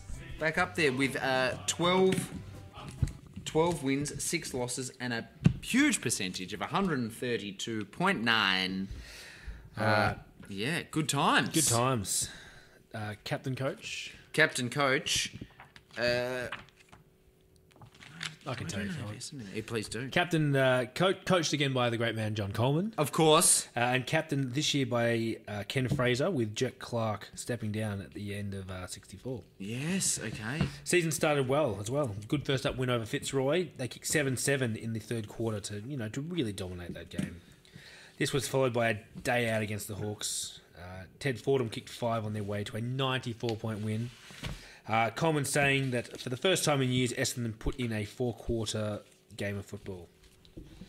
They then backed this up with an inaccurate 6-goal, 9 game against the Dogs, but it was a 78-point win. They then backed this up with a big win against the Doggies, 78 points. And after 3 weeks, the Bombers were clear on top of the ladder with a percentage of 223.1. Love that. But then they had a shock loss to the Tigers, who were obviously inspired by Len Smith's absence. But this was remedied by beating the previously undefeated Saints. But in this game, the Dons would lose Barry Davis. He was flattened by a St Kilda player, damaged his eye socket and broke his jaw, and he was out for 9 weeks. Also in this game, guess who was reported? Who? John Coleman. Of course. Because he jumped up out of his seat on the bench. Has he been reported more as a coach than he was as a player at this stage? Possibly. A letter from umpire Barry Gordian said that he'd sat down straight away, so no action was taken. Okay, he didn't do anything, he just stood up. He just stood up. In round 6, here's a fun fact, Essendon forward Jeff Gosper was the first VFL player to wear a mouthguard. I saw this. And the Bombers lost to the South Melbourne Swans. I don't know how they know that either. No. And I want to know more about what it was made of. Yeah, me too. It was wooden. After a loss to Carlton, they paid their first and only visit to Coburg Oval to play North Melbourne. And led by Hugh Mitchell, they won by 7 points. In round 10, they gave Melbourne their second successive defeat. The Demon defence meeting its match in the Bombers' forward line, John Burt best on ground. Bombers by 29, and this kicked off a run of 5 wins in a row, beating the Cats, Lions, Hawks and Dogs as well. In round 16, they came from behind to beat the Saints again by 5 points. So we've got the wood over the Saints this year. They can't quite handle us. Then round 17, a 66-point win over South Melbourne cemented their spot in the finals. David Shaw kicked 6 goals, 3 in this game. Bombers finished 4th, entering another final season. Yes. Yes. Good on them. So, who do you reckon was their best and fairest in 65? Not Barry Davis. No. John Burt. Was John Burt. Well done. And Teddy Fordham with 54 Yeah, goals. he had a big season, Yes. especially his final series. Yeah. So that takes us up to 3rd spot. And the mighty Pivots, Geelong, the Cats, with 13 wins, 5 losses, and a percentage of 121.2%. Yes. So Alistair Lord was determined to gain a clearance to play in Tassie this year. Oh. But was denied a clearance by the league, and so he decided to sit out the year and wait for his clearance. Just sat it out. Okay. Did we see the captain coach? No, we didn't. So, let's do that. yes, coached by Bobby Davis this year, captained by Graham Polly Farmer, taking over from Fred Wooler. He'd be the first Indigenous captain as well, wouldn't he? Yes. Yeah. Yes. Nice. Round 1, in a rain-drenched game, Geelong came from behind to overrun the Doggies. The Dogs were using negative tactics of flooding to try and defend the lead in the last quarter. John Sammy Newman showed improved maturity and made up for the sluggish play of Polly Farmer. John Sharrock kicked the winning goal with about 10 minutes to play as the Cats won by 2 points. It's a glut, isn't it, when you've got Polly Farmer and Sammy Newman in the same team? Yeah. Unbelievable. Spoiled for choice. Round 2, one of the highlights of the Cats' win over Carlton was another John Nichols Polly Farmer ruck battle. Nichols won the earlier exchanges, but Farmer was sent forward and kicked 5 goals. Oh, take it. Helped the Cats grab a 1-goal victory. So I reckon he probably won that battle. Yeah. Then Billy Goggin dominated round 3's win over North Melbourne, 27 disposals and 4 goals, while Bill Ryan was entertaining the crowd with his spectacular marks. Round 4 against the Magpies, they held off an onslaught in the final quarter when they couldn't kick a goal, but every Geelong man found courage and stepped up. Polly Farmer was continuing to find Billy Goggin with his radar hand passes, just out of the ruck, and the Cats held on to win by 5 points. Round 6 saw a shock return by Alistair Lord. Back into the team. Couldn't sit out. They trounced the Lions by 31 points. He had 18 disposals in a moderate return. Polly Farmer best on ground. Round 7, John Sharrock had a day out for the Cats as they dominated the Hawks. The Hawks tried 3 different opponents on him as he marked everything that came his way. He took 10 contested marks for the day. Well, I assume they're contested. Yeah. While Doug Wade kicked 5 goals in a 77-point thumping. Goggin then dominated against the Rising Saints at Cardinia Park in round 8 in a hard-fought match. He had 35 disposals. After an untimely loss to South Melbourne, Wade kicked the biggest haul of goals for his season so far, kicking 7 against the Tigers, as the Cats beat them by 16 points. Between round 8 and 15, the Cats went win-loss, win-loss, win-loss. Most of those wins being at home, with solid wins over Melbourne, North Melbourne, Footscray. Actually, in that Footscray game, Polly Farmer had to wear a face shield. Because he had his nose broken on state duty in Adelaide. Luckily, though, he was playing against John Schultz, who was known to be as a gentleman and wouldn't harm a fly. So, any other players would have probably roughed him up and given him some hits, but not him, not Schultzy. Not Schultzy. Round 17, Wayne Closter of the Cats started off on fire against Fitzroy, having 4 of the Cats' first 7 kicks. He finished with 22 as the Cats fought off a determined Fitzroy by 3 goals. And in final round 18, first-year player and 16-year-old Ken Newland dominated the Hawks 16. in his first game on dry ground with 31 disposals. He was described as playing like a racehorse who had been put away for the winter. The Cats won by 53, consigning the Hawks to the wooden spoon. There you go. The rivalry for the Cats and the Hawks is quite new. Yes. But being the team... You could trace it back. Yeah, well, these formative years of their rivalry definitely it. And the Cats would have enjoyed consigning the Hawks to a wooden spoon.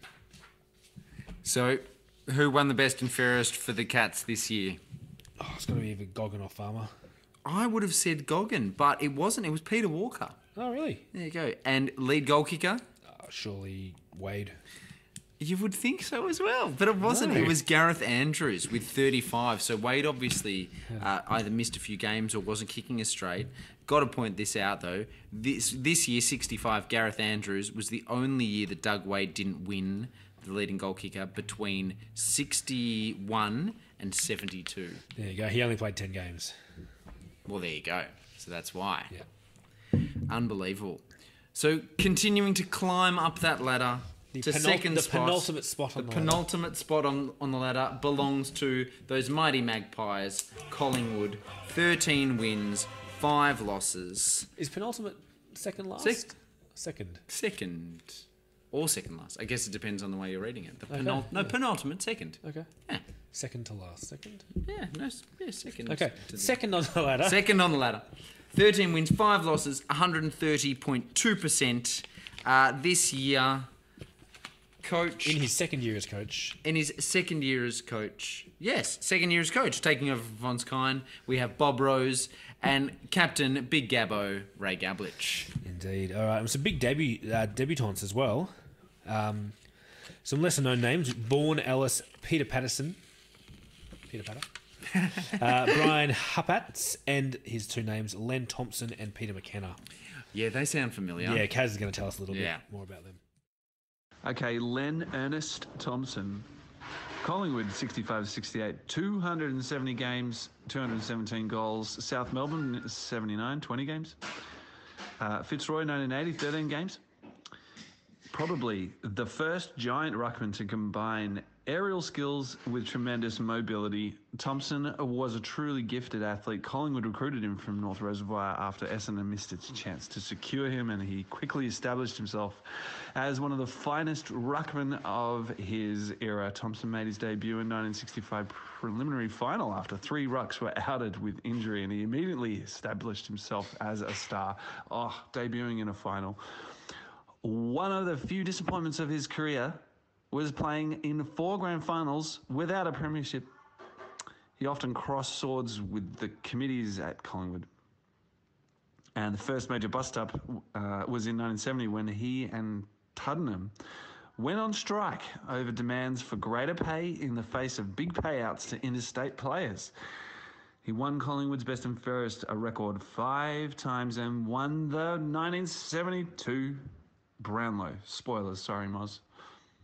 And then he resigned over another pay dispute. The pay demands were damaging to the club and to Thompson himself, a tremendously safe mark and clever ground player despite his great height. So there's a little bit about Len Ernest Thompson. Jay McKenna, recruited from West Heidelberg at YCW at his peak. McKenna was the most popular footballer in Australia, with a following to rival that of a pop star. As a naturally shy person, McKenna found the attention hard to handle. He once kicked 16 goals in a match. That's right, you heard correctly. 16 in one match against South Melbourne, and first captured the Collingwood fans' imagination in the opening round of 1966, where he booted 12 goals in a sensational effort.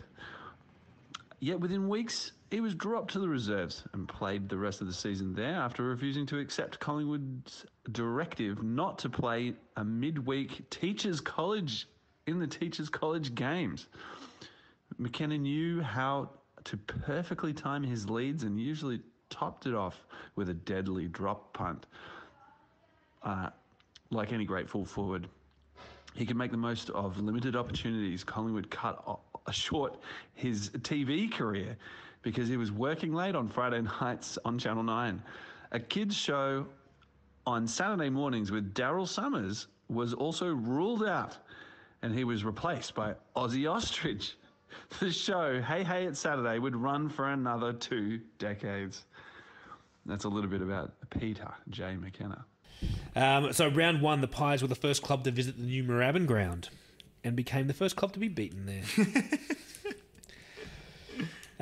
Peter McKenna kicked his first 3 goals in league football as the Pies beat Richmond in round 2 at Victoria Park by 15 points. Des Tuddenham had 30 disposals in that game. Round 3, they had a big 69-point win over the Hawks, with McKenna kicking 5 goals too in only his second game, and Des Tuddenham kicked 4 and Terry Waters 4 as well. But then they had losses to Carlton and Melbourne and saw them sit with a 2-4 record. So not the start Bobby Rose would have wanted.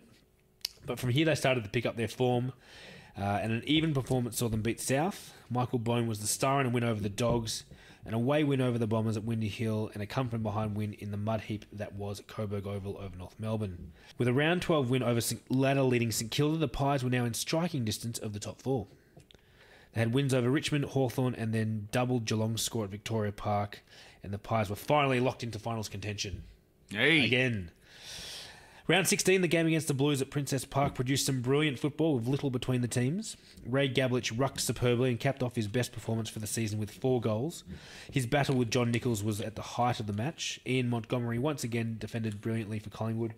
Ian Graham played cleverly at full forward and kicked 4 goals. Gary Crane and Cliff Stewart were too fast for their opponents on the wings as the Pies won by 25. Round 17, and I guess this is a bit of a revenge for the Magpies as well. They beat the Demons, officially ending their chance of finals. Oh, they're good like that. A 42-point win with Gablich kicking 4. I mean, yeah, they are, even though you beat them in how many grand finals? Yeah. 4 of them. They lost their final game, but this didn't dislodge them from the top 2. Nice. Yeah. So Collingwood just doing their Collingwood things. And that was, they run 1, 2, 3, 4, 5, 6, 7, 8, 9, 10. They won 11 in a row. To finish the season. Well, no, 11 in a row between, what was that, round 7 and round 17. So they lost their final game. So South Melbourne. Yeah, not bad. I think South Melbourne beat them in the final round, breaking that streak. Yes. But yeah, pretty good. Pretty good. Yeah, they've got it covered. Yeah. So, Tell me, who was best and fairest for Collingwood this year? I don't think you're going to get it. Oh, Terry Waters? No, it's Trevor Steer. Ah, Steery. And lead goal kicker. McKenna? No, it can't be McKenna in his first year. Let's say Tuddenham. No, it was Dave Norman with 32. They really shared the goal kicking around, it seems. They did at this stage, didn't they? Let me have a quick look at that. Well, while you're doing that, it takes us to the top of the ladder.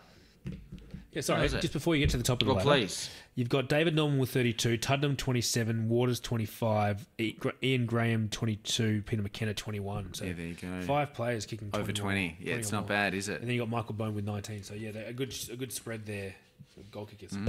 Anyway, sorry. So, Top of the ladder. It feels weird not having talked about them. I know. Yeah, you'd usually expect to talk about them in the first sort of half an hour of the show. But it is those mighty Saints. Yeah. St Kilda on the top of the ladder with 14, clear on the top, not just percentage. Yeah. 14 wins, 4 losses, 136.3%. Yep. So coached by Alan Jeans coached by Alan Jeans and captained by Darryl Baldock. Mr. Magic. Yes, that's right. Debutants were Ted Schwartzman and 2 big names that you might know, Barry Breen and Kevin Neal. Yes. Az will tell us about them. Barry Breen. Breen always will be remembered as the player who kicked the winning behind against Collingwood in the 1966 grand final. Breen, recruited from Mentone, was an exceptionally talented centre-half forward who played in defence later in his career. His football pedigree stretched back to his grandfather, who captained Kerry to the All-Ireland Gaelic Football Championship in 1901. We love history here. As a teenager, Breen went back to play for Mentone under-18s during a VFL split round after playing in the Saints seniors a week earlier. Breen admitted in later years that he didn't appreciate the enormity of the famous 66 grand final behind at the time. Breen was a match winner on his day, but his tremendous natural ability was laced with inconsistency in his early years. After Baldock left the club, Breen had a hard act to follow as centre-half forward, and it was accentuated when he also took over the ex-skipper's famous number 4. When Mike Patterson took over as coach in 1978, Breen was made into a fullback and adapted well. Barry Breen. Okay, Kevin C. Neal, a burly, tough character from South Warrnambool, who was one of the most popular players in St Kilda's history. Most of his first year was spent as a backman, but in 1966 he was shifted to full forward, where his strength and stay in the square approach fitted in with the system and giving Baldock plenty of space. His kicking wasn't always reliable, and he preceded an 8-goal-1 effort with a thrusting 2-goal-7. He had played in the losing 67 grand final side in defence, but he was a key forward in the 1966 finals series, booting 5 goals in the history-making grand final win. In 1967, he produced one of the most brilliant efforts against Essendon when he kicked 6 goals in the third quarter. He struggled in 1970, and many people thought his best football might be behind him. But he proved that wrong and had a fine season in 71, mainly as a defender. All right, so St Kilda moved its training and playing base from Junction Oval to Moorabbin Oval after signing a 75-year lease with the Moorabbin Council in June 1964. 75 years. The first game at Moorabbin was round 1 against Collingwood. It attracted a crowd of 51,370 people, a total never surpassed at the ground. Really? Really, yep. In this game, the Saints skipped away to a good lead, and Ian Cooper's 50-yard punt was the first goal officially at this venue, before the Pies clawed their way back into the game. Saints steadied thanks to Ross Smith's 27 disposals and Ross Oakley, chipping in with 4 goals. Good on him. Round 2 was the Saints' first non-Lakeside pennant match against the Swans at Lakeside Oval. Saints were rarely troubled and won by 33, although promising ruckman Jim Wallace injured his knee and never played again. Which is a disappointing loss. I will say a lot of this information about St Kilda comes from Russell Holmesby's books as well. Fantastic. He is the doyen of all St Kilda history, so And props to him. General football history as well, absolutely. right? Yeah. So, Jim Wallace was injured, so Brian Sirakowski came in to replace him and helped the Saints beat the Tigers by 11 points. In round 5, Essendon was the first side to win at Moorabbin over the Saints, and in this game, Jim Reid was suspended for flattening Barry Davis, and he missed the next 10 weeks, a 10-week suspension. 10 weeks suspension, okay. Bluey Shelton of Essendon also slammed Baldock into the fence in this game, which in a fracas included a fan punching Bluey Shelton in the face. A fan? Which is probably when Coleman got up out of his seat, I'd say. In the round 6 game against the Roos at Coburg, the team was hurting with injuries. Ray Cross was knocked out at the first bounce, but luckily into the team for this game came young green shoots Barry Breen and Cowboy Neal, Kevin Neal for their first games. Kevin Neal was the better of the two with 15 disposals, but best on ground went to John Dowling of the Saints, leading his team to a 38-point win. Then on a sunny round 9 Queen's Birthday weekend, they came up against the undefeated Demons. Hey. And Jeans pulled the old switcheroo for this game. He put champion fullback Verden Howe forward, and he put Bob Murray back. Oh. Both played crucial roles in this win. Baldock kicked 4 goals 6, while Daryl Griffiths was best on ground. Following the 61-point win over reigning premiers, Norm Smith's biggest loss to that point, Alan Jeans said, "That was the day I knew I had a good side." Oh, there you go. Round 10 saw an 8-goal first quarter set up a big win over Hawthorn. Verden Howe kicked 9 goals 1 for the day. Not bad for a fullback. While Ditterich and Baldock dominated. Their score of 24 goals 12, 156 was a club record at the time. This win would see St Kilda on top for the first time since round 2, 1950, and the first time this late in the season since round 13, 1939. So it's been a while. It's been a fair chance. Yeah. Round 11, they took on Carlton. They were missing Ditterich and Verden Howe, although Carlton were without Ron Barassi. The Saints then lost Ian Rowland and Ross Smith before half-time. The game was close throughout. Alan Jeans told the team, "Fail now and people will say you're just the same old St Kilda. Yeah. You have to convince me and prove to everyone that we are a new St Kilda." Yes. The Saints roared back to life and in the contest. Scores were level up until only a minute left to play. And ex-Blue, so a Carlton player called Bruce McMaster Smith, who had crossed to St Kilda this season, kicked the winning goal for St Kilda. They got up by a goal.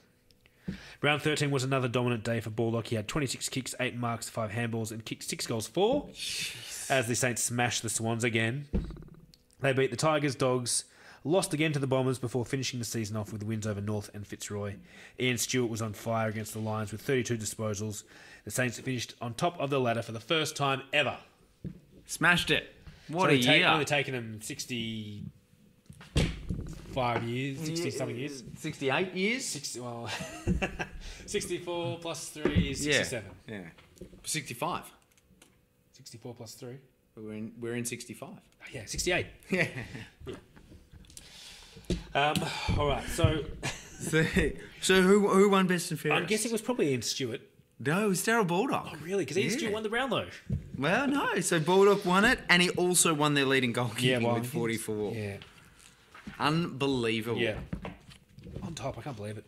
Well, let's head now to Moz to hear about that Brownlow medal, which I believe was another tie. Oh. The Brownlow Down Low with Moz. 1965, another year of dual winners. Both players collected 20 votes this season, but at the time, and for the last time, only one player could win on countback. That lucky/skilled man was Ian Stewart of St Kilda. The award was a surprise to Stewart, who heard about his accomplishment on the radio whilst at his girlfriend's house. He says within half an hour an impromptu St Kilda party had been formed. This was Stewart's first of 3 Brownlows, and he polled in 7 of the 14 matches he played. He had an incredibly high jump for a 5'10.5" player. He could kick almost as well with his right foot as he could with his left. He could play equally as well in wet or dry conditions. And when showing off his silky skills, he always had his tongue between his teeth. There will be plenty more to say about Stewart in the next few years. Meanwhile, retrospectively, Noel Teaser Teasdale was also awarded the medal. Teasdale played in the ruck for North Melbourne and polled in 9 of his 17 matches. The North skipper and dentist Alan Aylett retired in 1964 due to a broken arm, and Teaser became the captain in 65. Teaser was the favourite to win the Brownlow this season, and he says he had 60 to 70 people at his house listening to the votes being read out. Although disappointed by the countback, he says he was treated by the media as though he had also won the award, which was very lovely. He said the only difference was that he didn't do a lap of honour and he didn't get a medal. Until 1989, retrospectively. Teasdale became known as the man in the turban after a serious head clash in 1964 when he fractured his skull. He missed 4 matches, and upon his return he was presented with one of the first head guards in football. It was made of fiberglass with a spongy part on the forehead. Teasdale says he would never have been able to play again without it. This season, St Kilda's Daryl Baldock finished on 18 votes. Now, in the Bunton Medal, so the Sporting Globes Yes. award, the best and fairest was the Bunton Medal was also a tie, but between Daryl Baldock and Noel Teasdale. Wow. Yeah, okay. isn't that interesting? Yeah. Which now gets us 2 finals. To the finals. The first semi-final, Charlie. Not everyone gets a final, unfortunately. Well, it's been a while since that. So the first semi-final, Geelong versus Essendon, in front of almost 90,000 people. We've got Essendon coming out screaming. Well, look, Essendon, the Cats were the favourite. Yeah, of course they were. Cats were the favourite. Bombers had come in with a bit of stuttering, not in the best of form. Mm-hmm. But wily old Jeez. John Coleman played mind games with the opponents. At the opening bout, he instructed 9 of his players to line up in different positions. And this really confused his opponents and worked. After about 5 minutes, they swapped back. Yeah. But Ken Fraser kicked an early goal to kind of get the ball rolling. And the Cats didn't even score until late in the first quarter. 3-5 to 2 goals. Yeah. That's 8 scoring shots to 2 in the first quarter. And it was that was the story of the game. Yeah, and look, the Bombers had a 5-goal buffer for most of the game and were never really challenged. The Bombers fans streamed happily from the ground. Fraser, Shaw, Burt and Mitchell all kicked 3 goals, really spread that love around to win by 52 points. That's right. So the final score there being Geelong 7-9-51, nowhere near good enough for Essendon's 14-19-103. Yeah. Taking us to the second semi between St Kilda and Collingwood to see who was going to go straight through to that grand final, that grandest of finals. And geez, wasn't this a punch-up? All right, so this is from Russell Holmesby. This is, again, another big write-up here, so bear with me. Played before a then record semi-final crowd of 98,395 people. In sunny spring conditions, both sides threw everything at each other, and either team could have been a worthy winner. Collingwood controlled the rucks early with Gablich beating Ditterich. A battle of the itches. Collingwood jumped the Saints in the first quarter as Magpie full forward Ian Graham got away from Saint fullback Bob Murray and kicked 4 goals. Jeans resisted the temptation to move Howe to the back line, and it paid dividends as the champion kicked 4 goals 6 and was a constant threat in attack. Ian Stewart took control in the centre for St Kilda, but this was offset to a large degree by Collingwood's ascendancy on the wings. St Kilda never challenged on the scoreboard until late in the second term when Ditterich sparked them with a magnificent mark. Then, in a titanic third quarter, the lead changed 7 times. Collingwood began the last quarter with a desperate lunge into attack for David Norman to goal and reduced the leeway to 6 points. Daryl Baldock was being covered as Ted Porter relieved the pressure and got the ball to the other end, where Graham regained the lead for the Black and Whites with a goal. St Kilda looked to be in dire straits as John Henderson increased the lead to 8 points. Verdon Howe punted a desperately needed goal. Then Kevin Roberts marked a kick-off and kicked high to the square, where Ditterich flew high, missed the mark, then grabbed the ball and booted the goal that returned the lead to the Saints. In a tiring struggle, both sides were starting to feel the pinch. The 2 biggest men on the field, Ditterich and Gablich, were summoning all their reserves of energy. Collingwood crept closer with a point to Graham, and the Magpies kept attacking until the final bell sounded to give the Saints a hard-fought 1-point victory and a place in the grand final for only the second time in VFL history. Yes. Yeah, sorry. I mean, when I read about this, it's like the forgotten St Kilda final. Yeah. Because I guess the 66 grand final overshadows everything. Absolutely. But this seems like an epic final as well. Like, again, 1 point difference. It's 1 point difference. The lead changing 6 times in the third quarter. I mean, pretty the high Saints scores. almost kicking themselves out of it as well there. Yeah, with 13 goals 24. 13-24 to 14-17. Huge crowd. Yeah. Would have been a great game to be Absolutely at. would have, yeah. And imagine, getting into their second grand final Ever. ever. 1913 was the last time. Beating the team that beat them in the only grand final they made it to. No, Fitzroy beat them in 1913. Oh, Yeah. I thought Collingwood knocked them out. No. No, that was 1939 maybe, Ah, okay. but not a grand final. Ah, killer. Yeah. Which gets us to the preliminary It does. final. So Collingwood have to take on Essendon. Yeah, and this is a very controversial game, let me tell you. So in front of 95,386 people, I have it here. Tell us about the controversy. Well, Len Thompson made his debut for Collingwood in this game. What a game to debut in as well. But it's remembered for all the wrong reasons. So Essendon half-forward flanker John Somerville was felled behind play in the first 10 minutes of the game. Yes. No umpire saw the incident, but Duncan Wright was the Collingwood player walking away from him. Here's an explanation from Duncan Wright about what happened. Somerville is down. He's been knocked out. I think Wright was the culprit. Well, on that final day, I started on the half-back flank on a bloke called John Somerville. He started mouthing off and back-kicking me on the shins and all that nonsense. And he actually grabbed me on the nuts. And I wasn't too happy about that. And I said to him, if you don't stop doing that, I said, I'll do something about it. And I told him that 3 times, and he didn't take any notice, so you can work out what happened from there. So this incident really derailed the game. Yep. Well, of course it did, yeah. And in the wrong way. I mean, it could have gone either way. But the Pies fans were actually silenced. I mean, it's a pretty serious thing that's happened. And the Bomber hordes booed, hollered and yelled almost every time Duncan Wright went near the ball. Yeah. And pretty much any Collingwood player for that matter. And that vocalisation from the crowd really helped the Bombers over the line. They took a 3-goal lead at quarter time. And then they led by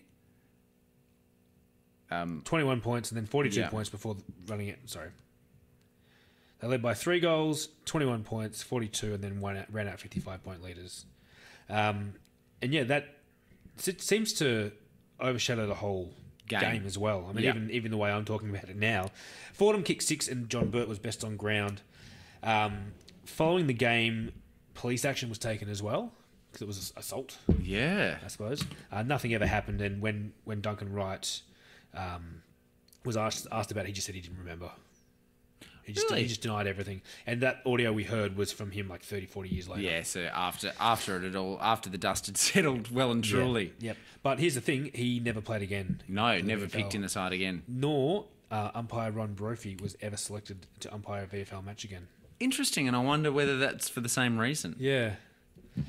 I did see that. Definitely spurred on Essendon as well. Whether they would have won this game without that spur is another thing. Yes. But it definitely inspired them to achieve... Go on for to the next week, because as we just said, so Collingwood only managed a meagre 6-6-42 to Essendon's 14-13-97. I mean, that's 27 scoring shots to 12. That's domination. Huge, absolutely. So that takes us to the grand final in front of 104,846 people to watch St Kilda playing in a grand final for only the second time. Can they beat Essendon? With all the support as well. With all the all of it. But so Charlie, can they get it done? We don't need to boot up the way back when machine. No, we don't. Because this is one of those magical moments when we can actually talk to the Premiership captain in real life. Isn't this fantastic? So, this is what we're getting to. So let's talk to Ken Fraser. Awesome. Well, firstly, thank you very much for taking the time. So, 1965, Jack Clark handed you the captaincy. How did you feel about taking over? It came as a bit of a surprise because Jack had been a very successful captain and was playing very well, and he wasn't sort of past it by a long shot. So I had been the vice captain the year before, but was surprised that he sort of decided not to. But I was felt very, very privileged, of course. Yeah. But, So going into 65, Essendon were one of the favourites, and you started with 3 big wins. Was it hard to manage expectations? Because I think at this stage you guys were the favourites. It well could have been, but I don't think that was ever in our minds. Well, certainly from my dim memory was that no, some things do burn deeply in your memory back end, so they come to the surface pretty rapidly. But there's nothing definite in my mind about managing expectations. So did you expect to make finals? Because you scraped, you made 4th. Yeah, we're always pretty confident that, I don't think we went in into a game not thinking that we wouldn't win this one. There are times when you foresee the opposition are going to be quite hard to overcome, and it'll be a real battle. But I think that all of the team, of course, I certainly felt that we had a chance in every match that we played, and I think that was fairly common. And then we were always pretty close to the team, to the opposition. Yep. So, I think that we felt we could match it with any of the other teams. Yeah, so you went up against Geelong in the first final and you guys were underdogs, but in this game John Coleman swung some interesting tactics to get the jump on them. Can you tell us why he felt the need to swap 9 players into different positions? I can't really remember exactly why, except the comment that I could make is that John was a very shrewd tactical coach. Yeah. He wasn't, the hot gospeler type coach, whip him up into a frenzy and so on.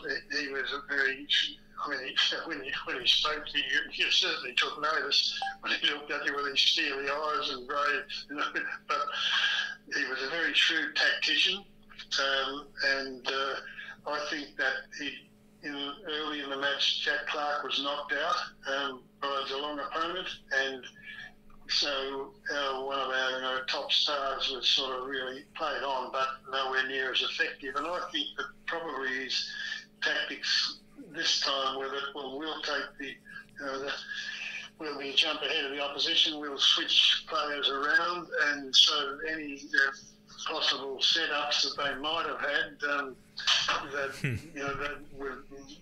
would be a bit uncertain of what was happening, and so I think that was probably not that Geelong were an aggressive, unsociable team, but certainly in the year before, they ironed out our star captain, and that could have been the reason. And I think that because of his tactical approach, that was sort of an initiative that was probably fairly new in a final series. So it did work. Oh, it did. Yeah, you won convincingly. Yes. You beat Geelong convincingly, which brought you to Collingwood in the preliminary final. What was the mood going into that game? Well, my memory of it is that we were having had the good win against Geelong, that we'd had a good, the club had organised a good social night at the local Cross Keys Hotel on the Saturday night, so we all got together there and had a great night that night, and the confidence was up, and players had sort of developed more confidence in their ability, and the team spirit was high. So I think we went into the team, into the match against Collingwood, although they beat us early in the year. Yeah. I think we were sort of, there was a confidence that we developed after a good win against Geelong. Yeah. And so the mood sort of pre-game was one of quiet confidence, I think, that we could beat this, traditional foes, or one of the traditional foes. Yep. Well, the dominating aspect of this game, looking back, is the Somerville incident. Now, you had a big role to play as captain following that. How did you react to that, and how did you galvanise the team to stay on task?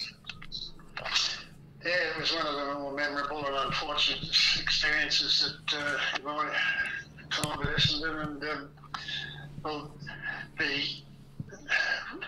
memories of the 1958 grand final when Collingwood sucked Melbourne in, and Melbourne lost sort of the plot. Really, they were the far superior team, through the years, and they were aiming for their fourth premiership. But Collingwood, hit them hard early, and it upset a lot of Melbourne blokes. So that was burning in my mind at the time, that no, let's not get sucked in. So once I'd signalled, when I saw that we went over to John and sort of gently lifted him a little bit. I didn't want to lift him too hard because of, the possible neck injury or whatever.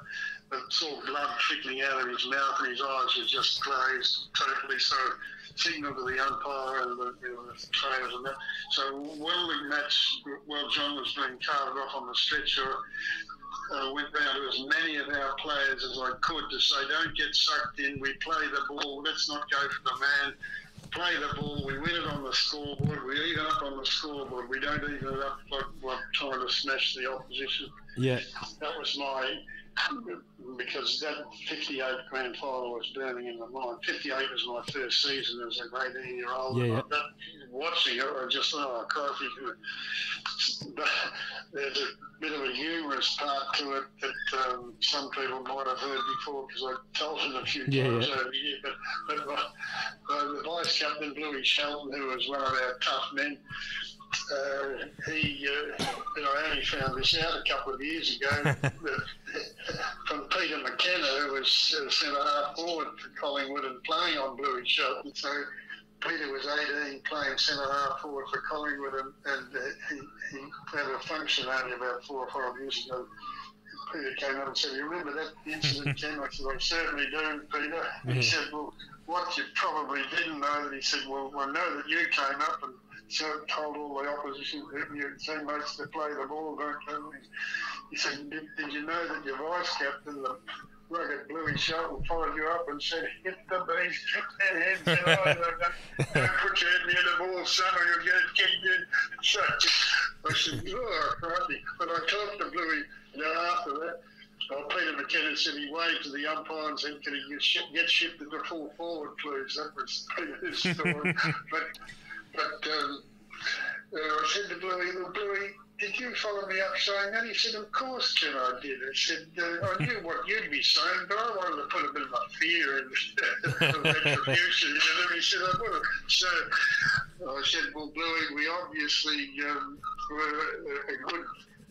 we were the forerunners of team leadership because, all those who were predisposed to playing the ball and couldn't, throw a punch or that and not be upset from the normal rhythm of playing, they get what, but all the blokes who are a bit predisposed to be, hand out a bit of retribution, natural part of their game. Well, they had your licence." So I said, as a leadership team, we did the right thing because we went on to win by 5 or 6 goals. So, it was a bit of a good cop, bad cop routine you had going. Yeah, but it's just so many years afterwards I didn't know that was what happened. Yeah. So do we attribute the team's win to responding to the Somerville incident, or do you think you would have won the game regardless? I think we would have won the game regardless. I think that we were in form, and some of our players were playing the best football of their careers, like Teddy Fordham at full forward. Oh, yeah. Big Brian Sampson. I mean, blokes like Bertie and Clarkey and so on, they're tremendous skills and tremendous players. But some of the other players who were good players, once they get more confidence, then they can, play not above themselves, but they can lift to a different level. Yep. And interestingly enough, it's a little bit of an aside, but Brian Sampson, who unfortunately passed away at a relatively young age, but he played his best games in the final series. Yeah, certainly, and he had a ripper, as you said. How did the team approach playing St Kilda in a grand final, a team who was only in their second grand final ever? Interesting question. But, I think that we've beaten them twice during the year, and so we were reasonably confident. And beating Collingwood, the confidence grew. We'd beaten Geelong easily. We'd beaten Collingwood quite easily. So our confidence was really high.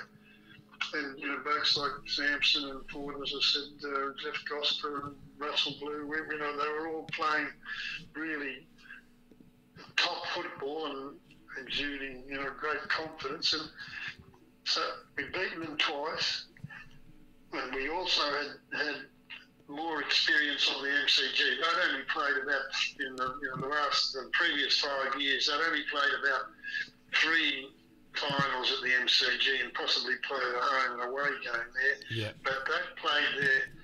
We'd played 8 times in the previous, so we'd had a distinct home ground advantage on them. And the MCG does get a little bit of a swirl. Once the wind, if it's a slightly windy day, the wind does swirl around a little bit, then it gets caught in the sort of the eddies around the ground. And so, from memory, I watched the replay 12 months ago, I think now, and St Kilda did kick the ball out of bounds much more than we did. Yeah. And also, we had nearly double. I looked up the stats, and we had 75 marks, and they only had 42. Yeah. So I think that we were able to judge, because of the experiences we've had on the ground, home ground advantage does, certainly, in my mind anyway, and I think it's fairly common sense that if you know the space you've got to run into and the slight wind assistance, then you're able to judge your marking better. So I think that that we didn't think we were. I think that we felt that we had a home ground advantage over them a little bit too. Yeah, that's a really good point. Now, I believe on the Friday night you had a team meeting with John, maybe at John Coleman's house or with Coleman, and he had some inspiring words for you guys. Yeah, well, yes, you've obviously done a bit of homework there. But the thing that stuck in my mind was the last thing he said, apart from the tactics and the summing up the different players and the opposition and where what our tactics were. Like, one of the tactics for me as centre half forward was for the flankers to keep as wide as possible out on the flank, so that would give me, and the halfbacks were told not to kick it to the centre half forward position. Yeah. Not kick it straight towards me, but to kick it out wider so that I'd get a run, and I'd have a little bit of extra pace on for most centre half backs, and that was probably the case with St Kilda. So those sort of tactics were reinforced at the meeting, and then when we were about to file out, he said, one last word, second best is never good enough. Yeah. So, he said it with such authority that, it has stuck in my mind, and sort of try to approach that as a philosophy of life in general. Yeah. Giving your second best is never good enough, yeah, particularly when the stakes are so high as a premiership. Absolutely. Now, the team was fighting a few injuries. Bluey Shelton wasn't going too well because of a shoulder, and Brian Sampson was hiding an injured hand. Was there any worry they would miss out? Certainly was with Bluey. With Brian, when you read this, I thought, well, crikey, it was hidden very well because I didn't know anything about it. As captain, with Bluey, it was a different story with Bluey because I was rung up on the Saturday morning by the chairman of selectors, Harry Hunter, and he said, come down to the surgery. Bluey and John Coleman are down here, and Bluey is not really happy to play because of his shoulder. He said, will you come down and talk to him? So that wasn't far from where I lived, and so I sort of whizzed down there and said, sort of said to Bluey, well, okay, Bluey, even if you're only 3/4 fit, we want you out there. You just mean so much to us, and you deserve to be out there. Yeah. And we all sort of knew how strong a player and tough a player he was, and such a good player, and a wonderful teammate. So it would have been a body blow if he hadn't have been playing for us. And so I think I said something more than 80% of Bluey Shelton is important for us to play. And so he did play, and I think he probably had a couple of injections. And actually, in the first few minutes of the match, he took a mark on the half-back line and, repelled the ball, which sort of lifted my spirits because I could see that he could play still very well. It was about the first, I think it was the first mark of the match. Okay. And that sort of, but I didn't know that Brian Sampson had a injured hand. So it seems like overwhelmingly the crowd would be backing St Kilda as a sentimental favourite. Was it noticeable how many St Kilda supporters there were when you took the field? No, not at all, Tim. Certainly not in my mind anyway. It was we knew that we'd have a strong contingent of supporters there anyway. The fact that there might have been the public sentiment and certainly from the passionate Kilda supporters, but public sentiment would be for the Saints to win their first, but that didn't really enter my mind at the time. I'm sure it wouldn't have been a big factor in the minds of the others. I think you go about your business. You've been training hard all year, working hard, playing hard, and so that wasn't an issue. And I don't think it would have been an issue with any of the other blokes either. Yeah, mentally tough. I like it. Yeah. So what was the plan to battle St Kilda's star power with players like Baldock and Ditterich and Ian Stewart and Vernon Howe? It's a good question, Tim, again. But the Darryl Baldock were brilliant players. Well, they're all very good players. Yeah. And particularly brilliant Stewart and Baldock, and Ditterich was a great player, and Vernon Howe was a great player. They're all wonderful players.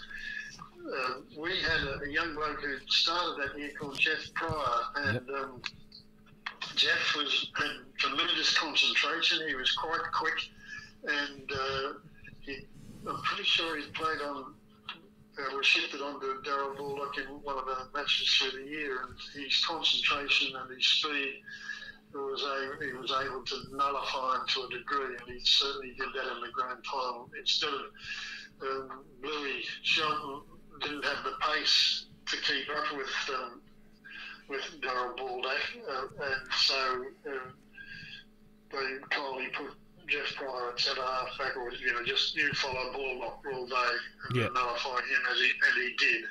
I mean, Baldock showed a few flashes of his brilliance, but nowhere near the dominant factor that he could have been. Same with Ian Stewart, or similar. Jack Clark dimmed his ability to. Again, Stewie played okay, but as did Jack.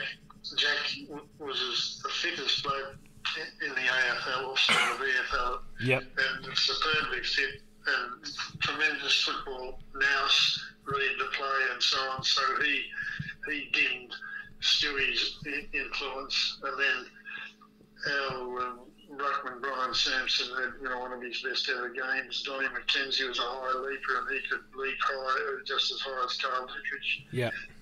And then Ted Fordham had a bit of bulk and strength on Vernon Howe, so we were able to combat probably their four best players. And the only other thing that I was going to mention was that the rooms we were in, I think the Melbourne club rooms, and the visitors team, I think we had them all. But when we came in for that, went to the ground and to the rooms, they were all, the red and black streamers and all, so, and that sort of lifted the spirits. But as well as that, it was quite unique, seemed to be unique to me. And on a couple of tables, there, they had a couple of tables out, and it was covered with this red sturt desert pea, red and black sturt desert pea. Yeah. Some supporter, keen supporter from Western Australia, had in the spring, of course, when the wildflower season's on. Yeah. And they had them transported across, and there's delightful flowers. Wow. Black, sturt desert pea. I like it. And beautiful wildflower sturt desert pea. I don't know whether you've seen them, but they're red flowers and the black sort of a kernel in the middle. Yep.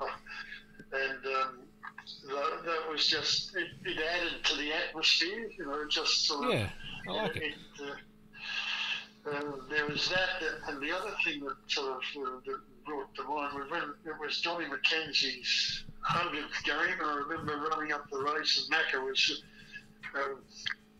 I started to lead them out, and then I realised, it's Macca's 100th game. We have the tradition, is that you lead you out. So we were arguing, no, he said, you run through the banner, no. So we're arguing, and then all the other blokes who were nearby hearing this said, come on, Macca, do as you're told. So Macca led us onto the field, but it was probably, given the tension of the time, it might have just taken a little bit of an edge off to be over emotional about the thing. Just sometimes a little bit of humour or something just as you're going onto the field takes a little bit of the edge, sort of the tension away, and then you can be a bit more natural with your style of game. And I think that's, looking back, it was St Kilda's first one, and the tension and the emotion and all the uncertainty of that. I think the next year they changed the whole sort of the St Kilda club. I think I read somewhere where the St Kilda club handled it differently. They in the pre-match, because you have friends and family who want tickets, and I think there was a lot of extra pressure put on the players where they, their minds weren't as attuned to the game as much as you need to be. So all these little things can add up to it. Tipping your fingertip difference in a mark or something. Now, I watched the first quarter last night. Conditions weren't great for footy. There was a combined 13 points in the opening quarter. Was it weather or was it nerves? What do you put that down to? I think probably nerves. The weather it was dry because it was a high mark day. Yeah. I can remember that because the next year in the preliminary final, when we played them in the preliminary final, it was quite wet and damp, and I got the biggest sighting, I think, in my career from me and Stewart, and Baldock played well, so the Tasmanians who were used to more. But this is a dry day, a high marking day, so but it was a little bit swirly, and I think that the wind, as I mentioned earlier, I think the wind was a factor in making it a little bit. But you are sort of nervous too, as well. So I think it's a combination. Couldn't really discern between the two. Yeah. And you guys obviously most of you had that 62 experience as well to draw on, so you probably weren't as nervy. Exactly, yeah. We played in, as I mentioned, I think we had sort of several years of finals experience, 62, and then 50, 59, 62, and then 64, and then so on. So we'd had far more finals experience on the MCG. Yeah. So St Kilda took a 2-goal lead halfway through the second quarter and looked to be playing as a team more than Essendon did. How did you guys turn it around? Couldn't answer that one. Just it was. I hadn't realised that was the difference actually until you written it in the question. But I think there wasn't, to me, any obvious move that was made. I think that we just buckled down a bit more and played on. Whether St Kilda tired, I don't know whether I couldn't really give any coherent answer for that. No, I mean 2 goals isn't a huge lead, so it wasn't really something to turn around. But it seemed like bad kicking could be a factor. You kicked 5 goals 10 till half time. Was there a thought that would cost you? Probably did pass our minds, and passed my mind when I hark back to 47, I think it was. 48. 48. Yeah. 48, 7:27, I think it was. So, but again, there were other more immediate things, to think about than that. And it could have been something we thought about, but my memory isn't of that. It wasn't one of those things that sort of firmly in your mind. No, so what then inspired? What happened at half time to inspire you to kick 5 goals to 1 in the third quarter and completely control the game? Can't answer that one. Nothing comes to mind why there was that turnaround. I tried to think why, whether it was a rousing speech or it was anything said at half time to us, but nothing burns in my memory that to cause that change. No. Well, it was a complete dominance. I mean, 5 goals, 8 you kicked in that third quarter to 1 goal, 3 to completely take control of that game. It was very, that's why they call it the Premiership quarter, isn't it? Yeah. I might fish out I've got the video of it. I might fish that out and have a look at it to see what I didn't do. I should have.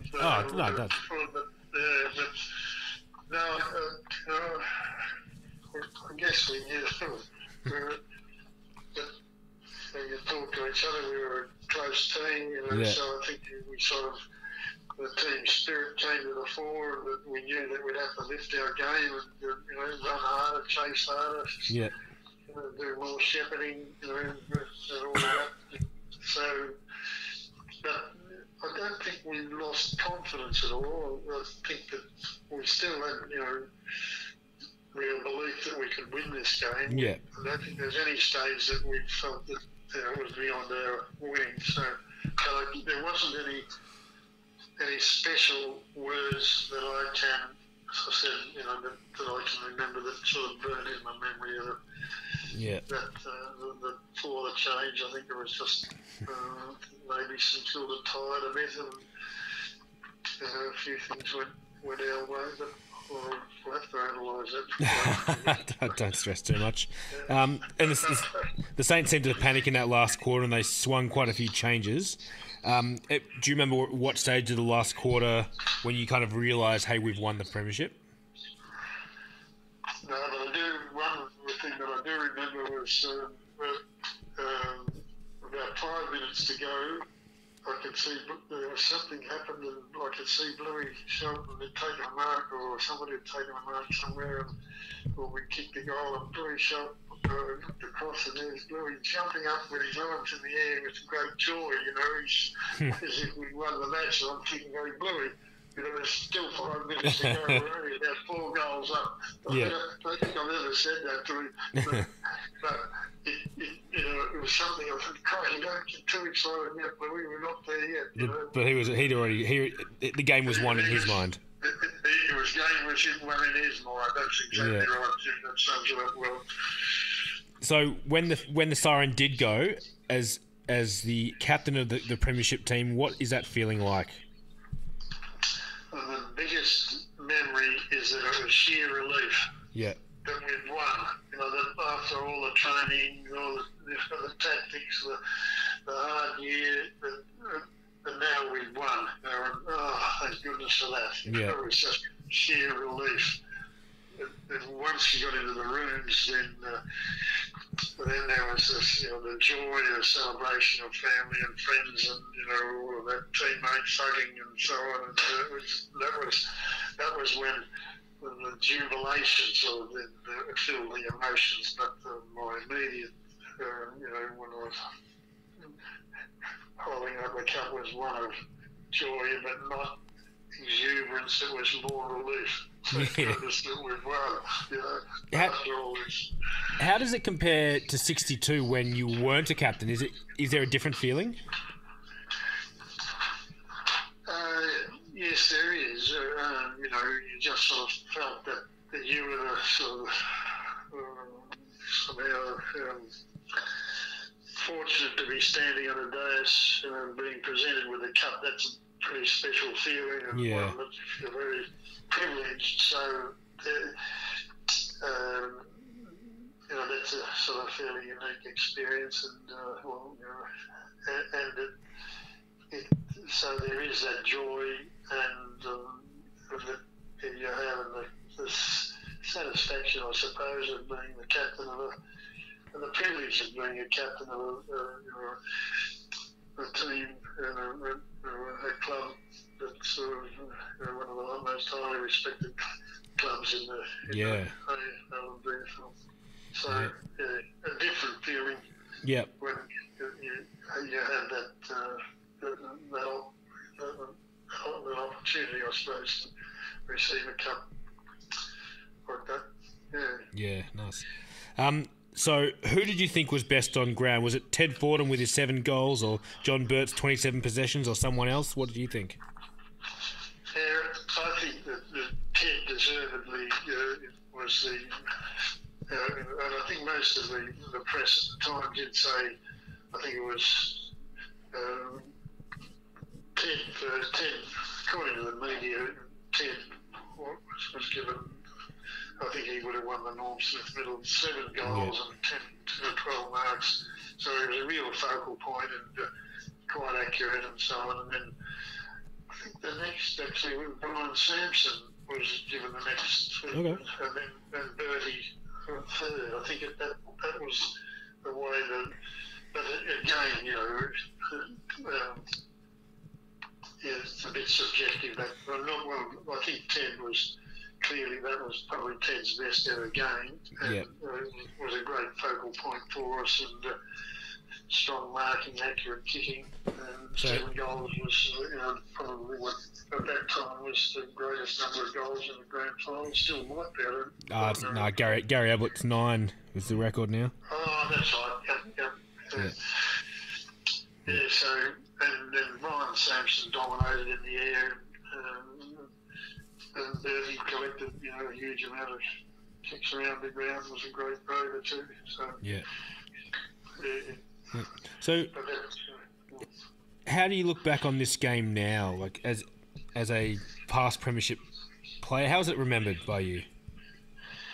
Well, it's a feeling of pride, of course. Tim, that it's very one of good fortune. I'm very thankful to be able to be to have that sort of as a memory of that I was privileged to be winning premiership side and then captain of a premiership side, and it is one of the outstanding features of my life. It's not as important as family and and so on and kids, but I was a school teacher and a school principal for years, so that also is in priorities, family, wife and family, probably footy and education. I think I've done a fair bit of work for the footy club over the years in various capacities, and but it certainly is something that I feel very, very fortunate, very privileged, and very thankful.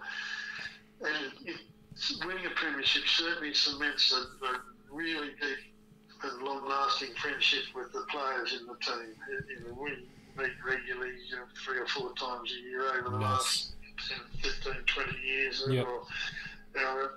As we've got older, we seem to meet a bit more frequently. to walk down memory lane, not the last 12 months or so because of the COVID, but we have had the 50-year reunion and the 40-year reunion and so on, but also we 3 or 4 times a year we meet up at the social club and have lunch together with our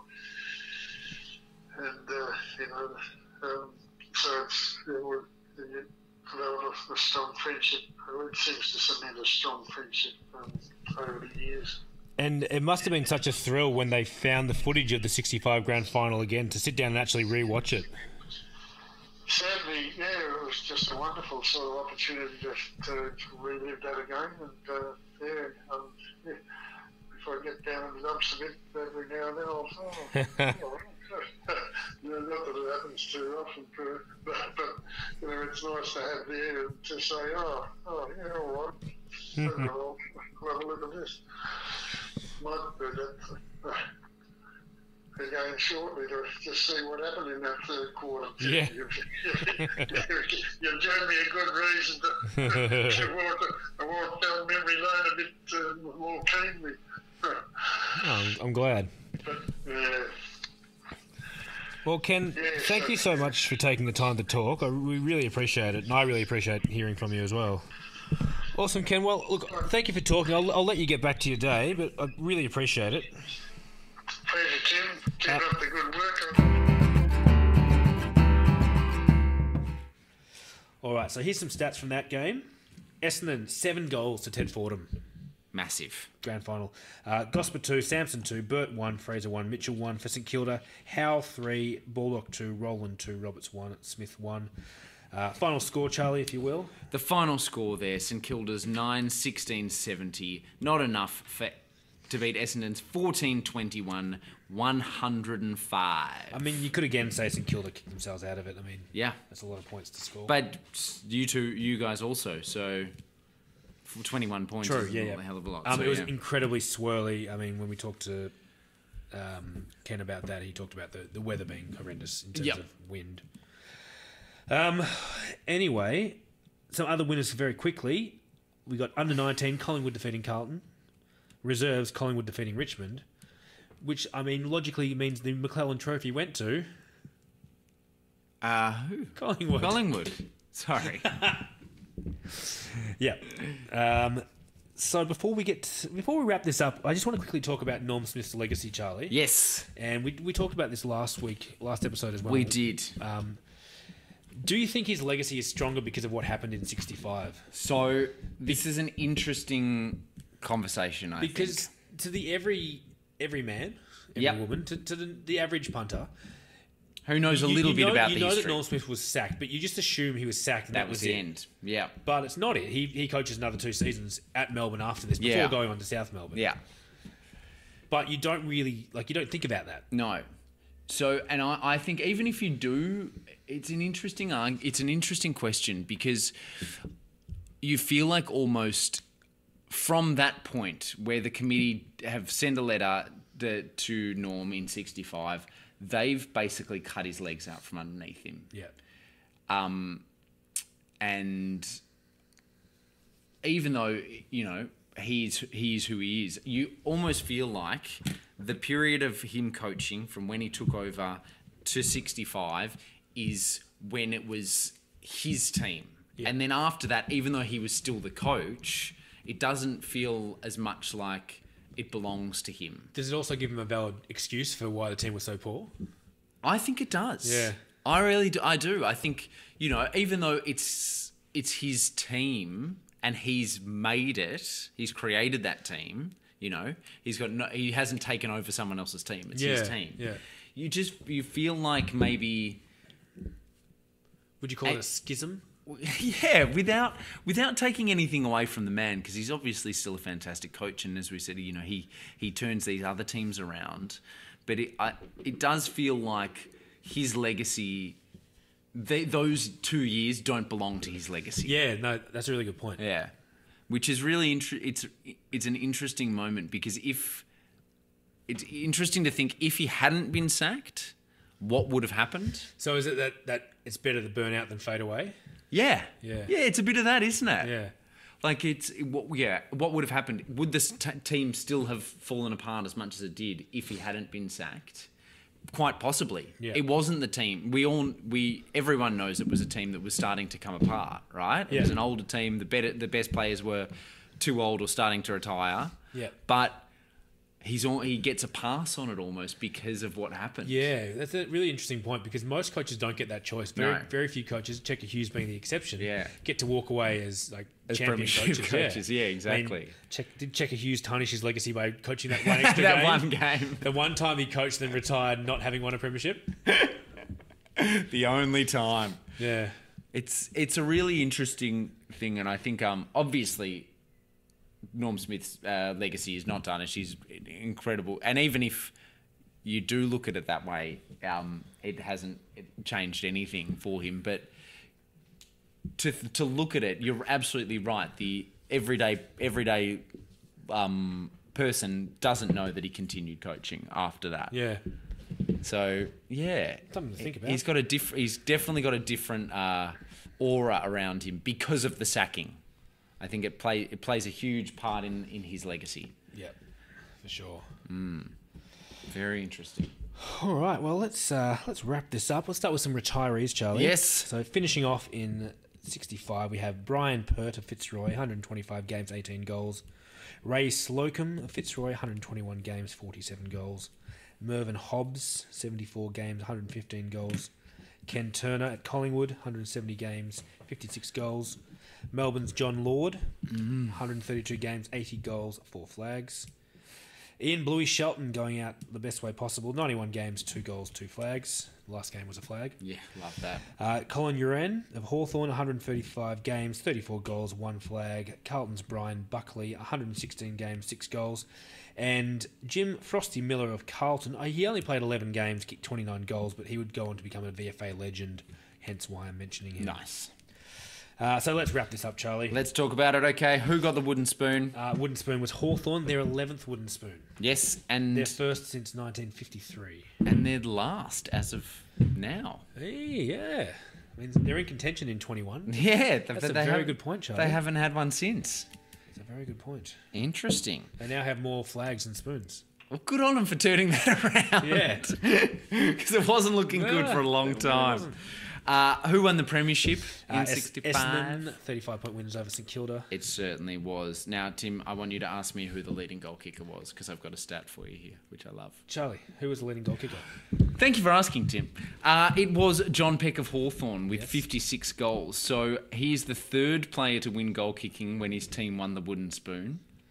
But he's the first to do so since the great man, Roy Park of University in 1913. Is Favola the only other one? Or Jeremy Cameron? Did someone... I don't know. Okay. I don't know. And now we have stats. I can also tell you who kicked the most behinds. Oh, okay. It was a 3-way tie. Peck, Fordham and Baldock all kicked 46 behinds. Don't know, what would we call that medal? I don't know. Who kicked a lot of points? Do you go a lot of points or like... memorable points? I mean, Barry Breen in 66 gets a pretty memorable point. Yeah. Let's have a think. Let's come back to that. Brownlow medals? The Brownlow medalists were Ian Stewart of St Kilda with 20 votes and Noel Teasdale of North Melbourne. Stewart winning on count back, but obviously Teasdale getting awarded that respectively. Yeah. And the Reserves Premiership? We talked about that. Collingwood. We did. Was won by Collingwood. Yeah. Highest score of the season, the Coulthard Shield, if you will, that we award, was Richmond. 23 goals, 20, 158. The McCracken Name Award. Yes, okay. Kaz. There's a lot of options here, and I'm surprised he's gone with this, and especially his reasoning. Okay. Who's he gone with? He's gone with Kevin Bartlett. Okay. I mean, crazy name. Because his neighbour's golden retriever is called Kevin. Okay, and Kaz has officially lost it. I probably would have given it to, if it was me, probably Peter Patterson. Yeah, it's good. Peter Patter. Good alliteration. Yeah. Love it. Peter Patter. Yep. Here you go. Premiership tallies as of 1965. Okay. Collingwood on top with 13. Essendon alphabetically second with 12. Melbourne with 12.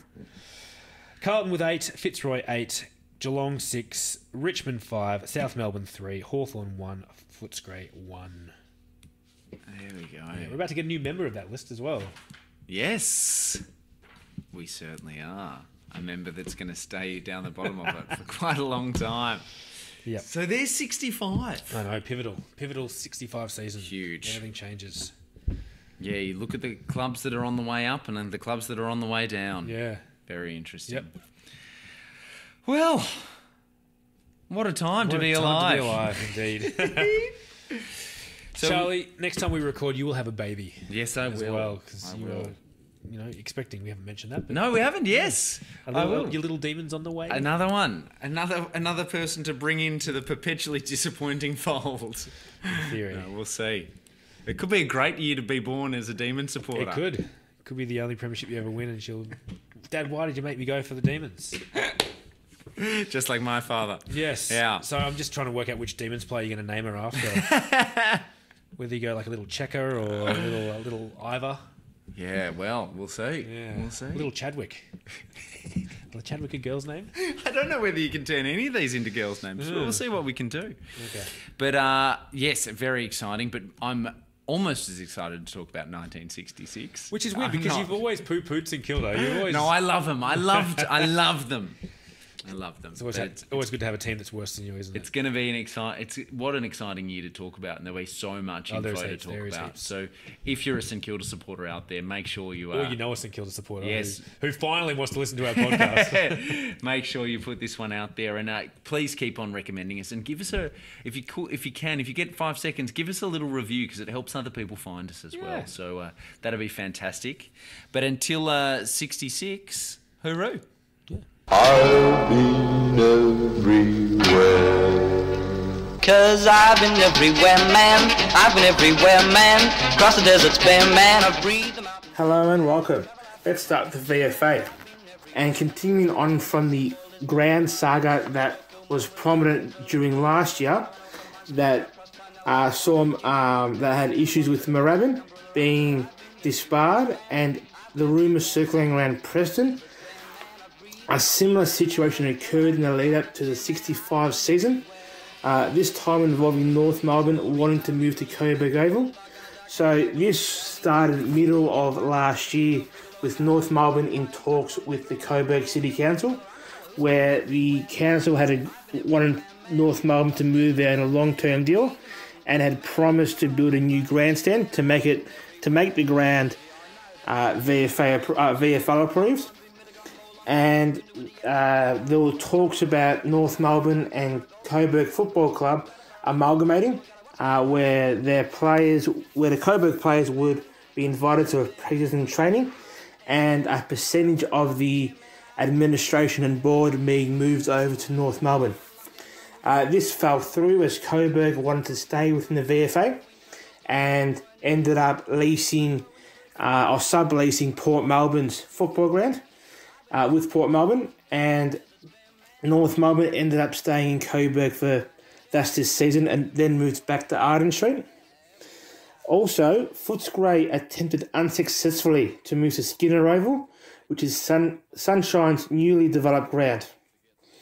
We also have a new team entering the association this year, with the Werribee Football Club joining Division 2, playing its games at Chirnside Park. 5 other clubs had applied unsuccessfully, being Boronia, Chelsea, Frankston, Keilor and Ringwood. The association had also been in favour in admitting Frankston, but the club failed to get a clearance from the Mornington Peninsula Football League, so it was unable to make the move. Also in the lead up to the season, Brighton Caulfield changed its name to Caulfield, dropping the Brighton aspect of it, and as it wanted to better represent the Caulfield area, as most of the Brighton members and supporters had already drifted away. But under its hyphenated name, it found it was considered more strongly associated with Brighton, hence the drop. The club further severed its connection with Brighton's identity by adopting a new white and navy blue hoops jersey and adopting the Bears as the nickname. Waverley won its first flag by beating Port Melbourne by 2 goals. Leading goalkeeper for the season was Sandringham's Dennis Oakley, kicking 77 goals during the year. And the JJ Liston Trophy was awarded to Alan Poor of Waverley, who polled 28 votes. In Division 2, Preston won their second Div 2 flag, beating Morty Alec by 58 points, and were welcomed back into Division 1 next year. And Geelong West, finishing last in Div 1, has been dropped back in next year's season. The leading goal kicker was Johnny Walker from Preston, kicking 108 goals in the home and away season, adding 8 more overall during finals. And the Div 2 Best and Fairest was won by John Bradbury of Mordialloc, who polled 37 votes. Still in Victoria, in the VAFA, Uni Blacks had beaten Coburg by 49 points and winning their 12th VAFA flag since being disbanded from the VFL. Melbourne High School Old Boys, John F. Nelson won back-to-back JN Woodrow medals with, again, 18 votes. Alan Hooper won the leading goal-kicking award with 54 goals for the Uni Blues.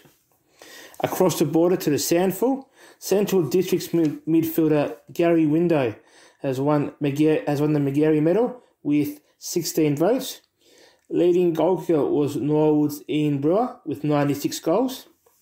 And Port Adelaide won their 23rd flag by beating Sturt by 3 points. Now across the Nullarbor in the Waffle, Swan District's Bill Walker won his first stand-over medal for Perth with 24 votes. Subiaco's Austin Robinson won back-to-back Bernie Naylor medals, winning his third overall with 108 goals. East Freo won their 23rd flag, beating ladder leader Swan Districts by 4 goals. And East Freo's Dave Emery won the Simpson medal for best of field. Across the straight in the TFL, Glenorchy won their 9th flag, beating North Hobart by 31 points. And in the top end, in the 65-66 season of the NTFL, St. Mary's won their 6th flag, beating Nightcliff by 37 points. And the Wanderers' Rusty Marie won this year's Nichols medal. Thank you and have a great night. To find out more about the Kick to Kick team and the sources we use, visit our website www.kicktokickpodcast.com. You can contact us via email at kicktokickpodcast@gmail.com or find us on Twitter and Instagram under @KickToKickPod. Thanks so much for listening.